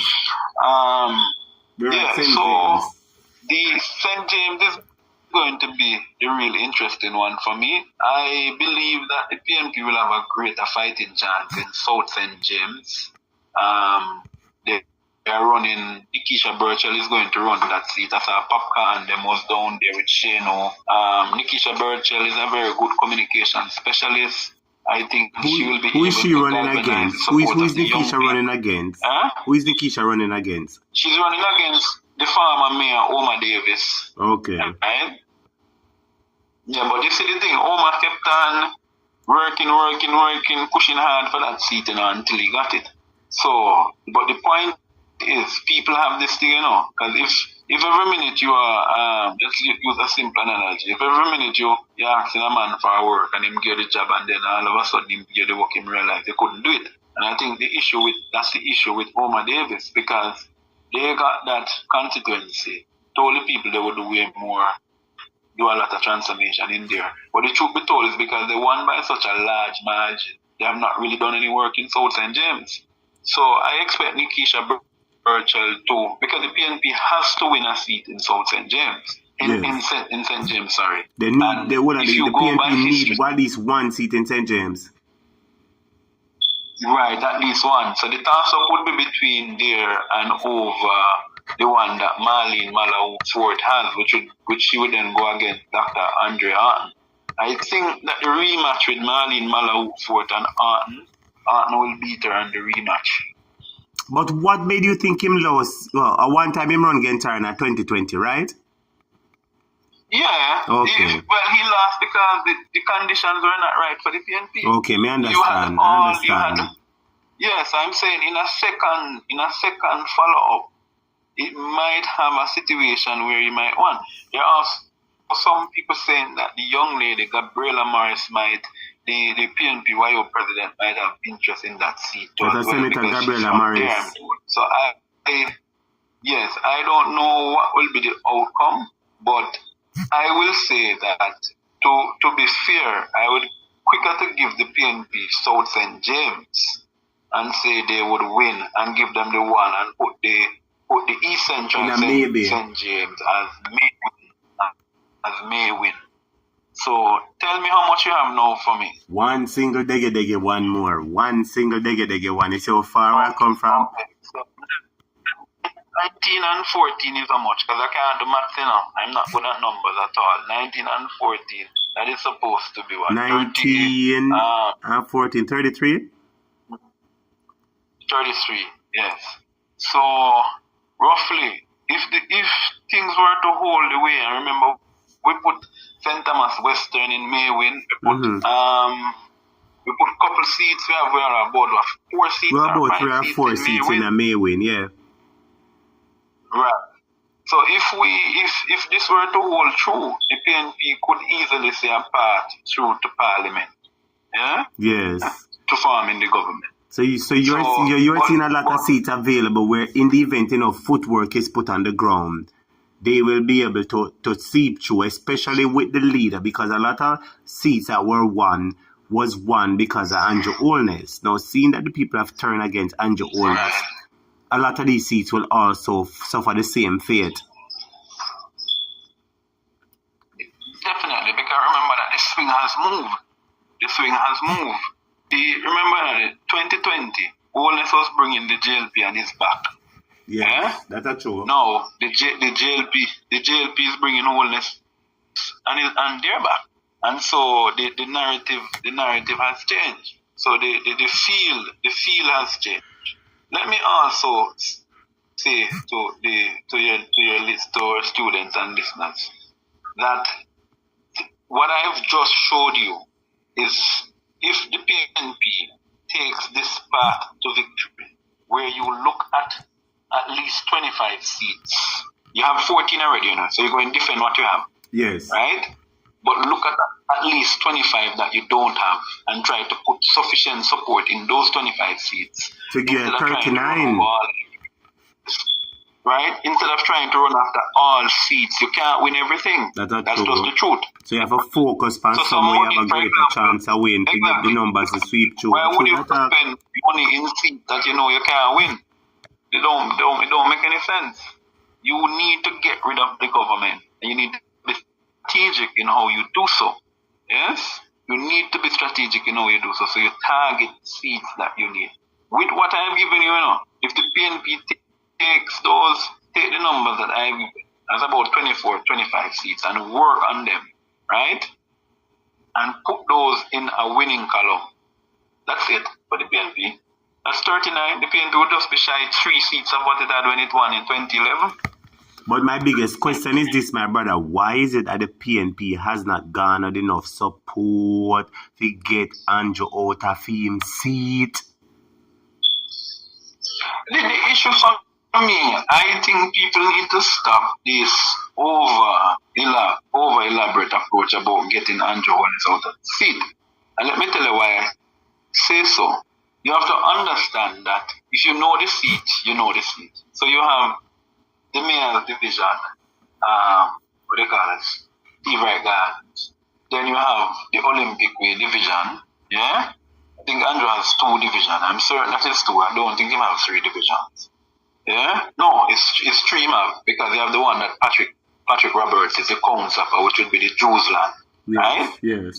So when you go into Jews land, the PNP will win Jews land comfortable. When you come into Seawright Guard, it might go 60-40, 70-30. And when it comes to Olympic way now, Olympic way, Cockburn Gardens and them places, and Tower Hill. Especially Tower Hill. No, but Tower Hill is the bedrock. So when they come to Tower Hill now is where the problem is for the PNP, because when they come from underneath zinc fence and through the gully and all over the place, you don't know where so much people come from. True, yeah. They just come out from all over the place. True, yeah. So what are they? You might. But I go say, could it be just like the one from St. Mary, 400 people live on one land? But remember that the Minister of Misinformation was registered to vote in such man's constituency. So him live in a ghetto? So the Minister of Information live in a ghetto? How with the backside there, I said to me, say, head boy. The Jamaica, them people are some criminal, you know. Hey, them people and the head boy. Them people are some criminal, you know.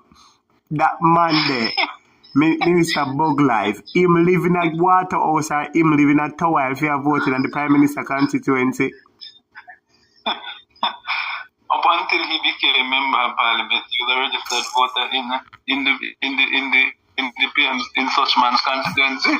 So, you know, all in all I can say,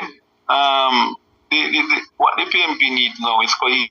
The PNP needs to look at some of its best campaigners and put them in these 20 or 25 seats that I've listed, and fund properly the campaign in those seats. Put in proper measures in terms of dealing with the money, because the money will come. There's no doubt about that. They will spend the money. And you have to counter that money.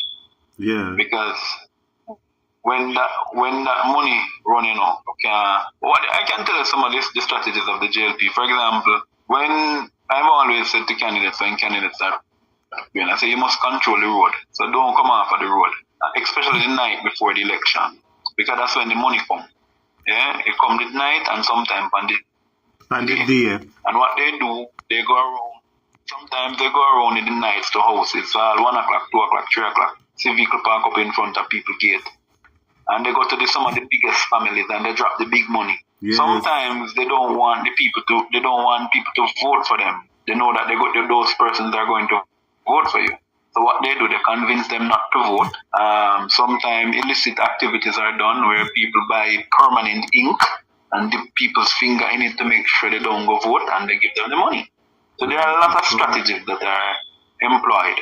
So it's obvious that the PNP need to have a counter strategy, because it is apparent that with this JLP government under pressure, and they're known for pulling all kind of strings. The PNP, somebody said it to me the other day, that PNP if you have 2 and 3 man stand up and watch every voter go in a ballot box. That's what somebody said to me the other day.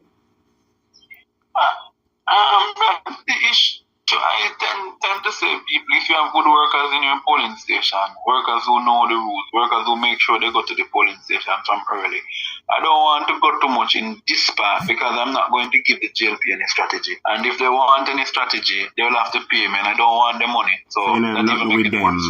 Let me ask a question, because I hear a couple of students asking about it, and I'm going to raise it again. People are asking about Chang's seat, Sleepy. I know you made mention of it earlier, but can you speak about it again? So you have the view that he's going to win back him seat. That's a Garrison. That's a JLP Garrison. So he's going to win back for him seat. No question to ask about that. Look at, no question. That's a Garrison. You're talking about Lilliput. You're talking about flankers. You're talking about flankers, Norwood, Glendavan. No, that's a Garrison.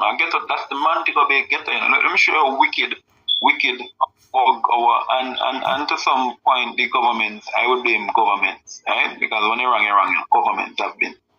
So much development has happened in Montego Bay, but we have built around Remember say flank them up. Remember say now with Glendavan and so up in the hills, you know. Up in the you hill, can stay yeah. in Glendavan and now would look over the richest place in Montego Bay, where they call it Iron Shore, you know. Wow. Right? Iron Shore is just on the other side. So look at it. All of these ghettos have been built up in and around these communities. And no investment in housing has been done in a lot of these places. No investment So they in will build and bypass the people out of the building. Yeah, but you're building but Montego Bay is the mecca of tourism in the Caribbean. Yeah? A lot of these workers in the hotels come from these communities. Garrison. Most of them come from the garrison in and around Montego Bay. We know that most of these people from the hotels come from in and around the garrison. There have been no real investment in these people's lives. Let me tell you, when you start to have the staff, the PNP full up a garrison, you want to know in truth and in fact, if you were to say PNP full up a garrison, if PNP had so much garrison, PNP wouldn't have 14 seats in Parliament. True, you talk. That is true because the garrison would have remained political same way.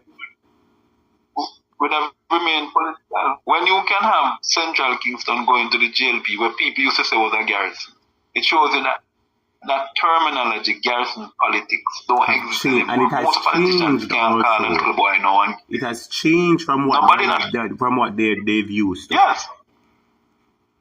So the politics, people are wising up. No young youth going to fight themselves over politics. As a matter of fact, I saw that change in 2011. In 2011, a lot of people didn't bother study that. That generation, the generation of the 90s now, is saying, we now going to live like our parents did live in the 80s and 90s when they were war the money that. Yeah? Yes. So that is, so this notion, and I'm making the point about election going to be a blood election, because that's where I'm getting, and I realize that's where I'm going. Yeah. I don't expect this election to be a blood election. Nobody is going to go sacrifice themselves for Holness. Nobody is so stupid, no matter how much money you give them. People know when the tide is changing, you know. Yeah, you know, you learn how to survive. Life is like a sea. You have to accept when it is pushing out and when it is taking in. And currently, right now, the sea is taking in Holness. Wow. And it's banner for the thieves. So nobody is going to go out of their way to defend them because it's because of the several false flags that they're pushing and the stories and the false alarm that them raising, both shooting there. So they want to push the narrative. Them a mouthpiece radio station want to push the narrative that the election going to be bloody. But we will not have that. We want a peaceful and fair election where the people can just come out and vote out Mr. Man and send it. And let me tell you something, people. Let me tell you something. Even if shots are firing, go and you can get a chance to vote. Because maybe what is happening is the pretext of a 1990 election is being discussed as we speak, because what they can do as well is that they will tell you, the election is going to be violent, and when you look, the election becomes violent because people aligned to them are the ones who are assigned to disturb the election. Because remember, if they can get less people to vote, the more than likely is their people will be voting. That's true. Yeah? The less that they get to vote will be the opposition, so they can win back with nothing. So stand your ground, people. If you see people close to the election, you see strange man in your ear who you don't know, quietly report it to the police, or you call your PNP candidate, the opposition candidate, and report them. Report those issues. Be alert, because right now you have to become vanguard of the democracy, because they will do any and everything to stay in power. Yes, because this man say more run the country for 20 years and him serious. When him say more run the country for 20 years, me hear somebody a while ago, ranting headquarters, I don't want to rub you out, because in the class, ranting headquarters made this comment. PJ ruled for 18 years and gone with a fat pension. Somebody remind me of his legacy. The amount of things that PJ No, you want me to remind him? Yeah, remind him. I can remind him. It was PJ Petition in 1990 when PJ Petition became Prime Minister, right? First of all, a lot of the hotels that you see happening now. PJ launched a program called the Harmonization Program. Yeah? Do you remember that program? Yeah, I heard about it. That program, right, is what allowed for hotels like Sandals White House, beaches and different companies used to come to the fore. So PJ has built out the tourism infrastructure of Jamaica. When you talk about roads, right? First, for example, the people of St. Mary, Trelawney, right, owe PJ a debt of gratitude. Because you remember when you come into St. Mary and St. Anne and Trelawney is the only community in Jamaica that have a highway, but they're not paying any toll. I want the people of St. Mary to let that sink in, right? It's the only community. Those parishes are the only parishes that have a highway, major highway, but they're not paying any toll. Yeah? So when PJ did those roads through St. Mary to Trelawney, they made sure that those communities along the parishes of St. Mary, St. Anne had an opportunity to come out to the main. So PJ did that. The other thing that PJ did that people must not forget, it was PJ who took a lot of those schools from, remember they used to call school comprehensive school and then high school. And high school, I remember, yes. Right, PJ did away with that, right? Remember that when it came on to education, it was under Maxine Henry Wilson, under PJ's leadership, and Burchell Whiteman, right? Invested heavily in university education. At one point, university education was heavily subsidized by the PNP, yeah? Under PJ Patterson, right? It was PJ Patterson who did, when you talk about housing now, yeah? Housing, yeah? Housing. All of those schemes you see in St. Catherine, most of them, with the exception of some of Portmore, right? Some of the Portmore, most of Portmore was done between Michael Manley and some of the rest in PJ time, right? It was PJ Patterson who developed a lot of those schemes between St. Catherine, Westmoreland, all over the place. So even PJ was integral in a lot of housing projects. In Clarendon. So you're saying that PJ was so integral when people talk about for 18 years PNP was in power and did nothing, it's a lie. And I would never join the nonsense. If the JLP was in power for 18 years, I could never say they did nothing, because that would be a lie. Remember, it was PJ who saved poor people who had their money in after the financial sector meltdown, after SSL 0.1. Yeah? Because remember, we're calling them SSL 0.1, after 0.1 SSL, before it became what it is now. Yeah. They had a major financial sector meltdown. Why do you think FinSAC was created for? FinSAC was created by PJ and Omar to rescue poor investors who had their money with these bankers. Yeah? And it is also interesting to note that when PJ and them created FinSAC, the other day I heard, I think it was the Prime Minister or the Finance Minister who made a comparison between what they're doing for SSL, bailing out SSL, and what happened in FinSAC. And I want to make it clear that there are two different things. In this case, the government of Jamaica is using taxpayers' money to help out their known friends, their known associates, their known financiers, right? In the PNP time, the PNP bailed out companies, but Jamaicans got a stake in those businesses.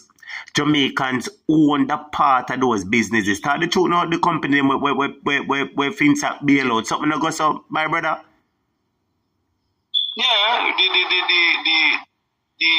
remember now that some of these buildings were acquired by the government. So yeah, the hotel there up by the same place we were talking by Stone Hill. Remember that was the US ambassadors live there now. Right, that was then acquired by the government, and then the government then leased it out to the US embassy. Yeah? Yes. So that is a big hotel, that is right up at Stony Hill there, so it's right up at Constance Spring, the hotel on the hill when you're going up to Stony Hill there, so. Yes. So a lot of those entities, you're right, were actually rescued right? So when they went in and rescued these entities, what they ended up doing was putting back that money in the economy. Yeah. So you had virtually, it was the government who started to own these things, and then so the savings were accrued from some of it.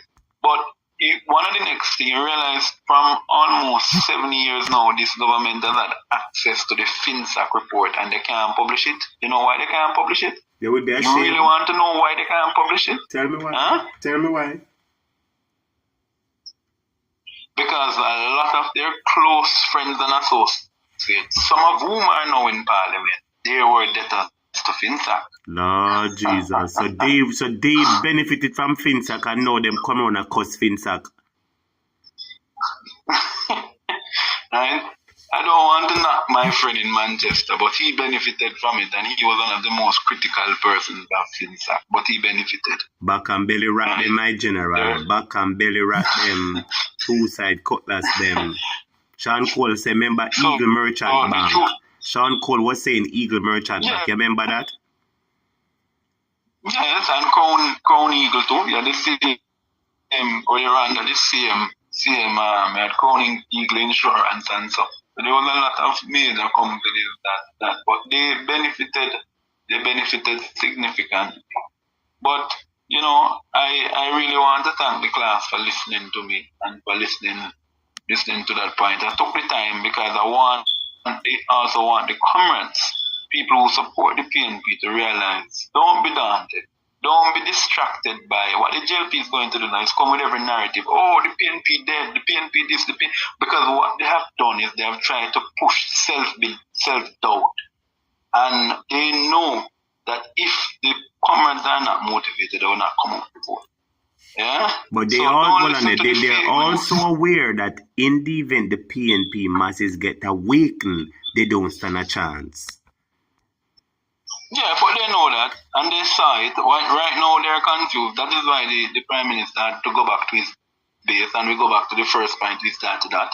He went to go have beach trip with him constituents. Why did he do that? Because he knows he has lost touch with the common people, and if you can see him interacting with his constituents, you say, no, sir, he might be more than but he's a good man. He's a good man. That's right. Yeah, that's right. How in Jamaica. That's right. That's how we are in Jamaica, and that's that level of leniency and understanding that we tend to give people the benefit of the doubt. But the challenge that he has is that you can fool people one time, you can fool people 2 times, because at 2 times of him fool with. Mm-hmm. Yeah? You're not fooling me with the third time again. You're not fooling, because remember they said 3 next to that, you know. My brother, I'm going to say this to you, and I want to remind you again, and a lot of people did not hear it.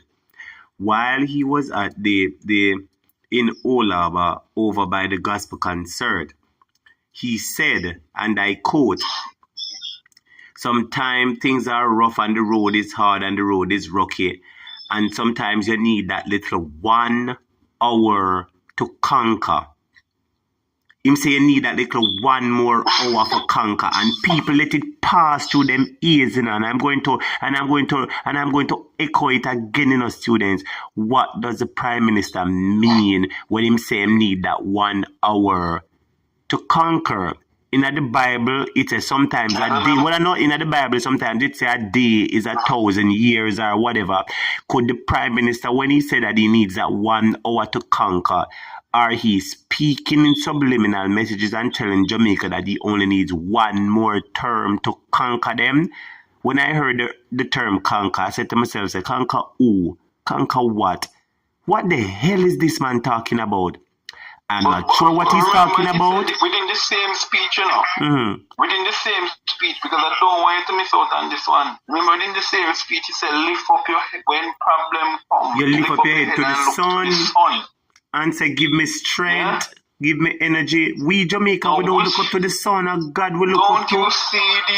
Don't you see these guys are some witchcraft and Baphomet workers? Yes. Because what on God's earth would you be lifting up your head to sun? To the sun. Sun to strength. Because I understand if him say lift up thy head from whence cometh thy help. And say you look above to the Father or whatever. Yes. But no, listen to me. These people are strategic, Jamaica. When they say something, it has a meaning. So when the Prime Minister come out and say that he need 1 more hour in order for conquer, uno go ask him what he mean by 1 more hour. Is it 1 60-minute hour I need, or him need 1 more term? And the next question we go ask, him say him want the 1 hour for conquer. Conquer who, conquer what, conquer where, conquer when, conquer how, and conquer why. And next thing, the man say, I'm going to look up into the sun and say, give him strength. We in Jamaica, when I look up to the sun and give him strength. So for him to come and make that pronouncement and knowing that he's a prime minister, that him think about what I'm going to do, it raises a red flag. Why is he telling Jamaica people at a gospel concert that when things rough, him look up to the sun? What is he saying to you at a gospel concert? Is he telling us that it's the sun in praise? Worship the sun God, man. Worship the sun God. My brother. So, but I want to, in closing, teacher, right? Because I know we're getting late. That's right. I want to go back to our issue of the speaker, because I want to say that there, and I was talking about potential speakers. Remember that if it is that the what they call her again, Boo Boo? Yes, Boo Boo, that's right. If Boo Boo is not given that position, right? And I don't show you how the negotiation it will be. It will have to be somebody from the other side. The other camp, yes. I am looking at potential persons right away. Don't be surprised if you see where name is elevated to the position. If the man in the senior man in Clarendon, the possibility to be 2 that the man in St. Thomas can be elevated to that position. He's going out of parliament. The party has never really done anything for him because he has always been slighted. He supported Bruce Golding. Bruce Golding left, he supported Audley. So he has never ever gotten a chance to support anybody who was really a leader since Bruce Golding was there. He never supported Siaga either. So wow. he has never really gotten a chance to settle in anything, to be honest. So you are saying that this might be the perfect time for them to just give him a good handshake. The perfect time for him. I would hope that the Prime Minister makes no mistake and give the Speaker the House to the man from St. Elizabeth, who is very you know what I'm talking. The one where what they call certain people whale. I know you are talking, Mr. Gentleman there, so Mr. Agriculture, him. Yes, man, the whale. Yes. The whale. Yes. So, if there is a pushback from Holness and saying that they want to take control of the seat, one may see from his side, one may see the elevation of either he could even very well give the chairman of the party the speaker's seat as well. One doesn't know. But then there would be conflict of interest again, because if such man is among the list, then how could he become? But him to them say they on the list. This parliament is in trouble, you know. Hello. Honestly, my brother, the one of them, the whole of them name corrupt. So if a deep investigation was supposed to be done and somebody lift up the manual cover, Lord Jesus, the amount of roads would have crawl out. The amount of Junjo roads would have crawl out and run up and Jesus say that Jamaica, so we have a duty. We have a duty. Listen, all we have a duty. We have a duty for just spray like a big and spray down in the hole. We know how to open up the hole at all. If we open up the hole, it has caused too much problem. Options. So the such man is coming to the end of his rope. He don't really have no options. My thing is, what would be, because virtually everybody that I've considered as the replacement speaker, and I have said them to you, they have potential issues that might arise around them. So you say that them turn 101 Dalmatian, them have polka dot pan them too. Right. With the exception of the gentleman from Clarendon, because he has not. That's true. We're not doing no judgment from him. Except the Vernam field. Not him. Right. But he has done nothing down there wrong where anybody could call his name in. To be honest about that man from Clarendon, he has been one of those really genuinely love Jamaica. That's true. When to hear him name call about his vision. Go ahead. His dreams far away. His dreams are far beyond. If they were listening to him, honestly, I think they would have been in government for the rest of their lives. There are a lot of developmental projects that he comes with. He thinks out of the box. Yeah? He is one of those prime ministers that Jamaica should have had, but we couldn't, but we didn't get to have. Yeah? And I will always give respect and honor to him because of his faith. He's a firm Rastafarian. Yes. Now watch him ballad. Yeah? So you're saying that Mike Henry is a good. So you're saying that Mike Henry is a real Pan-Africanist. No, man, Mike Henry is a good man. Everybody have their past. Everybody have their history. Who never do not when them did young? That's true. You never do not when they young, put up your hand. That's true. We've all been there. As life progress, people transform and people change. I've always had the greatest respect for Mike Henry, and Mike Henry is one of those ministers of government and even member of parliament that he is if you realize PNP people love him, JLP people love him. Yeah? He's been one of those that he's not political. He doesn't see you as in colors. He sees you as an individual.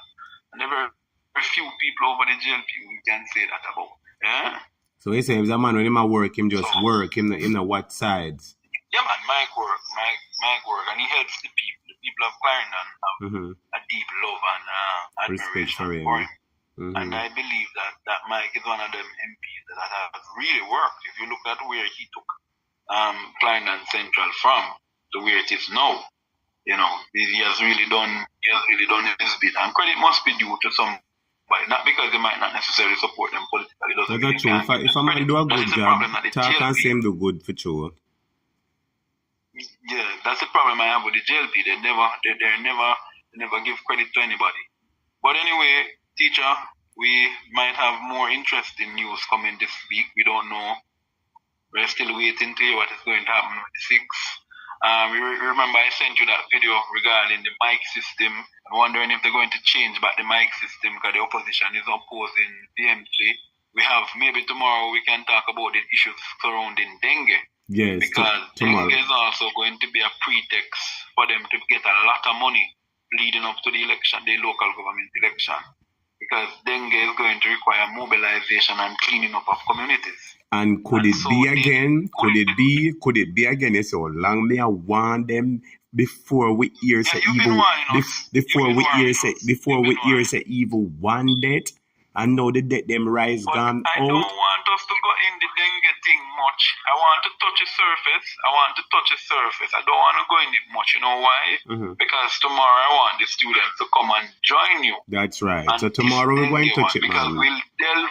We'll delve deeply into, a matter of fact, what we can do for the class tomorrow is I will find the budget of 2020, which I don't even want the worthless minister, right? Because he's worthless, his performance is worthless. What he has done is he claimed he has spent more money on vector control. But yet, though, we are in a dengue outbreak. Remember, during the little bit before the election, they were implying, when COVID was happening and everybody was at them, they were implying people to go as vector control officers. You remember that? When they were beefing up the vector control units during COVID. I don't remember that part. People were asking, why not spend more money on the COVID than the vector? And what was the minister's response? The minister's response was, oh, well, we still have to do all of them at the same time. But it was not that. Just because they were busy trying to encourage people to vote for them, so they were giving them job positions. Yes. Yeah? Them playing politics with the people. And right after that, they took off a lot of them that they put on contract. As a matter of fact, they put most of the vector workers on contracts. Yeah? So they have done quite a lot to create their own problem that they're now facing because they did not seriously look at the issues of vector control. But what Jamaica must be on, and is to watch them and to see how they spend that money. We need to know how every single cent is accounted for doing. And if we should have any cleanup, national cleanup, we need to know who the contractors are. We need to know what are the antecedents. We need to know how much money they were given. Yeah, because we need to watch it. This dengue situation can be a way in which the JLP used for its debushing. This can be the new debushing scandal. So we might have a dengue scandal now if we're not careful. And just like how the money run got the hotel them and no contract that they did during COVID, we can discuss all of that tomorrow, my brother. Tomorrow we can touch on all those topics too. Oh no, the COVID, the hotel ones I have very in-depth information on that one. Jesus. I also have very in-depth information of what happened on the state of emergency, where they were claiming that they were doing these big elaborate lunches. Right, they inflated the bill, the cost for meals, but they were giving the officers them bread and sardine, bread and bully beef, chicken back and dumplings. Yeah. No, sir. Yeah. And boy, under the state of emergency, they were submitting these FD bills. They were even submitting bills of officers sleeping in hotels, and officers were sleeping on the road. So why were these hotels given these money? So, but tomorrow we'll talk about that, because them say them take the money. Them say them take the money by how much TV, how much something, and none no buy. We know how much TV no buy. But tomorrow we'll dive into that again.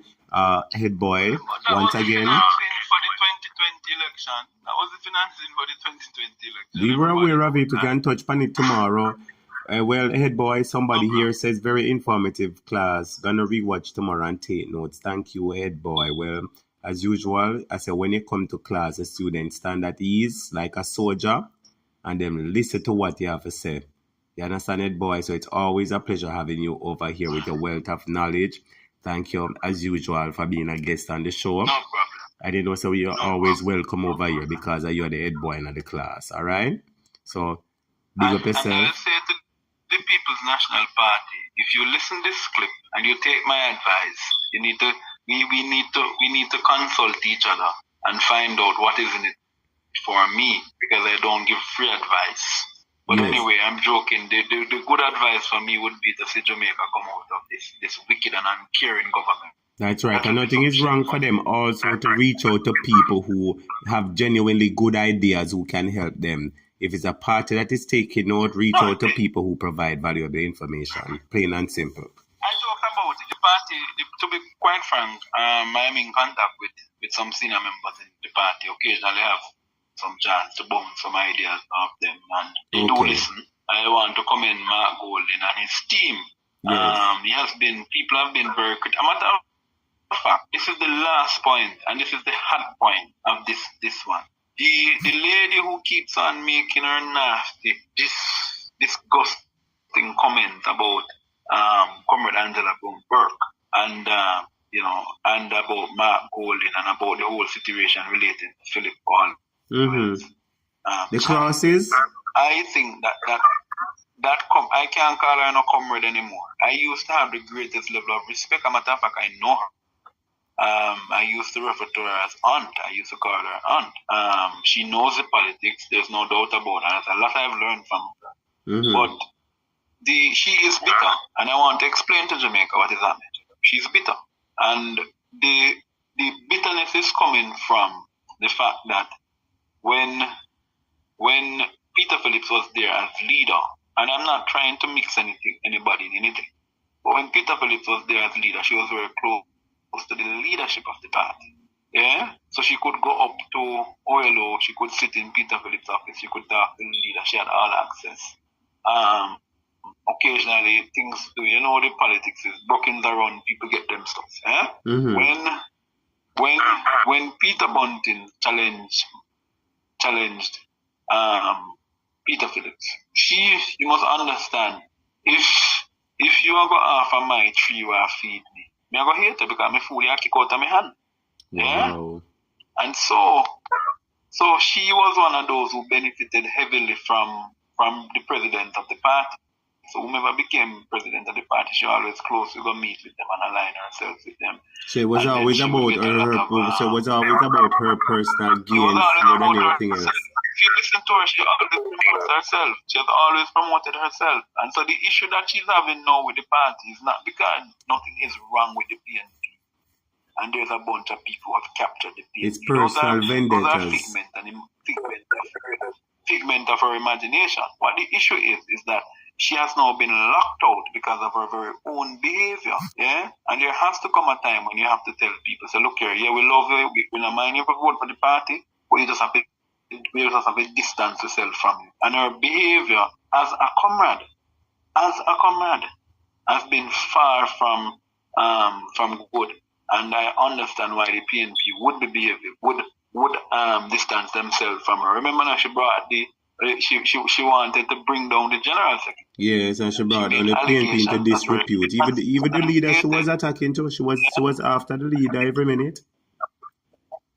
Yeah, and so the point is, at one point I thought it was people who were supporting her, and I went to forces close to who she was supporting at the time, and I have been reliably informed. They have even spoken to her to the point of I can declare in this program that Dr. Phillips has even spoken to her and asked her to desist from those comments, and she decided she's not doing it. So at the end of the day, it is clear that she just has a vendetta, and maybe she's going through a midlife crisis, and we can understand that. We will get old. I will get old one day. You can give her the benefit of the doubt. But it is obvious that she's trying to find herself because she has lost all relevance because of how she attacked a general secretary. This was somebody who the PNP could call to go into a constituency, to go keep a meet, to go deal with groups, to go deal with different people. And to see where she has fallen from grace, it's so sad. Wow. But it is what it is. Anyway, my brother, the word is love, and all the best to our classmates. And tomorrow, students, please tell a friend. We're going to go in depth in that Ministry of Health budget for dengue and in relation to the spends in COVID. We're not going to play. We're going to expose everything tomorrow in relation to the Ministry of Health. All the best to you, teacher. All right. Thank you so much, Ed Boy. Thanks as usual for your plethora of knowledge. Big up yourself every time. All right? Bye-bye. Yes. So students, there you have it from our head boy. And as usual, every time the head boy comes to class, the class pauses for a moment and the class begins to take note. You understand? So I just want to thank the head boy, as usual, for his wealth of information. Thank him for taking the time, for bringing some very pertinent facts to the stage. Now, students, I'll be having 2 class tomorrow. I should be having 2 class tomorrow. I should be having a class around 3 p.m. US time, 2 p.m. Jamaican time, which will be about 8 p.m. UK time. So all UK massive, you can see me tomorrow. So I'll be having a show about 3 p.m. US time, 2 p.m. Jamaica time, 8 p.m. UK time, and then I'll be having the regular show at 8 p.m. US time, 7 p.m. Jamaican time. All right? So students, did you enjoy the class? I'm not for asking if you enjoy the class. I know you enjoy the class. I know you enjoy the class. And I know you learn enough. So the man got deep into the seats. Them answer which seats PNP can win from which seats them can win. Them can win.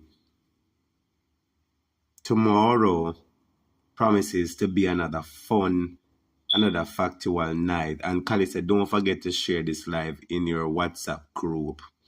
Okay, me I go share it in the group, Kali. But Kali, how many see in the WhatsApp group? Kali, take the number and call and tell me a message, say, I tap it, this is Kali. So we can add it to the WhatsApp group or what have. So students, anybody else would like to send any blessing in the class? The class was very nice tonight. We're going to learn a lot tonight. I'm sure we're going to learn a lot tonight. Anybody want to send a little one blessing for close out the class? Anybody want to send a little one blessing for close out the class? Anything at all the Lord bless you with? Hit the super chat. And remember to support the Cash App. The Cash App is... Let's see me I push up the Cash App right here, sir. People remember, say take one heap of things. for put all the life together and the information and everything and all kind of something that will come and do it because we are teaching, you know. So if you like the class and the Lord bless you, hit the super chat and send anything the Lord bless you. 5 or 10 or 15, 20, anything. I'm going to play the video with Andre and close out the live. Alright, I'm going to play back the video with Andre. Kali said I don't have WhatsApp. Well, you need to get WhatsApp, Kali. Okay. Marine said I want his present status. Okay. JP said class. Mad, everybody talks to them like the class. Viola said very informative. Okay. Danny said, who was the gentleman being interviewed? For now, you can save him as the head boy, all right? Yeah. Marines, I show love. Well, students, big up on yourself and take care, all right? Thank you so much for being here. Really appreciate it. And remember to support the class, all right? Please support the class. Carol said, wonderful time. I'm glad you guys enjoyed the live. That's why we brought it here. So you guys could spend the time whilst learning at the same time. So big up on yourself, student. Marie Glaze said yes. But not for asking if you enjoy class, because I me enjoy class too. I'm learning a whole heap. So big up on yourself. Remember that you can support the class. Hit the super chat and send a little blessing in the super chat. You can join the membership. Students, we have a membership. You can join the membership for $2.99. We have a membership and it's a channel and the channel going somewhere. And you understand? In order to come continually and present facts to you, it kind of take some little cash care and sort out certain little things. So we're building a membership for the group. All you have to do when the live end, you just click Jamaica Art Topic and you see the sign come up say to join. You could have become a fan for $2.99. You could have become a big fan for $6.99. And you can become a super fan for $24.99. So please, students, just hit the button and join the group. All right? Hit the button and join the membership. All right? HB loves our university thing are going over here. So yes, university thing. Well-learned thing, HB love. Big up yourself. Glad to learn it. Well, students, thank you so much again for all those who came. Thanks to all those who contributed. Thanks to all those who spend their time. Thanks to all those who communicated. HB Love, Marie, Carol, Maureen, Calligraphy, JP, Janet, Viola, Danny, Winston, Hyacinth, Natalia, JP, everybody who is here. Big up on yourself and take care. Venus Sang, some murder. Big up yourself, Venus Sang.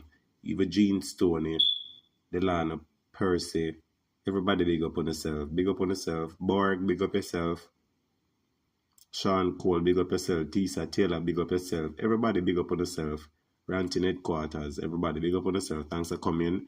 Bless up on yourself and we'll see you guys tomorrow. Let me just play the video with Andre and close out the live. I want the video, the Lord Jesus. I have the video here, so. I don't have the video, students. We kind of take it out because sometimes you have to take out some things in order for the live run good. Well, students, big up on yourself. This has been another interesting class from Jamaica Topic. Big up on yourself and I'll see you guys tomorrow, okay? Take care. Have a good day. Bye. Oh, God, I'm tired for us.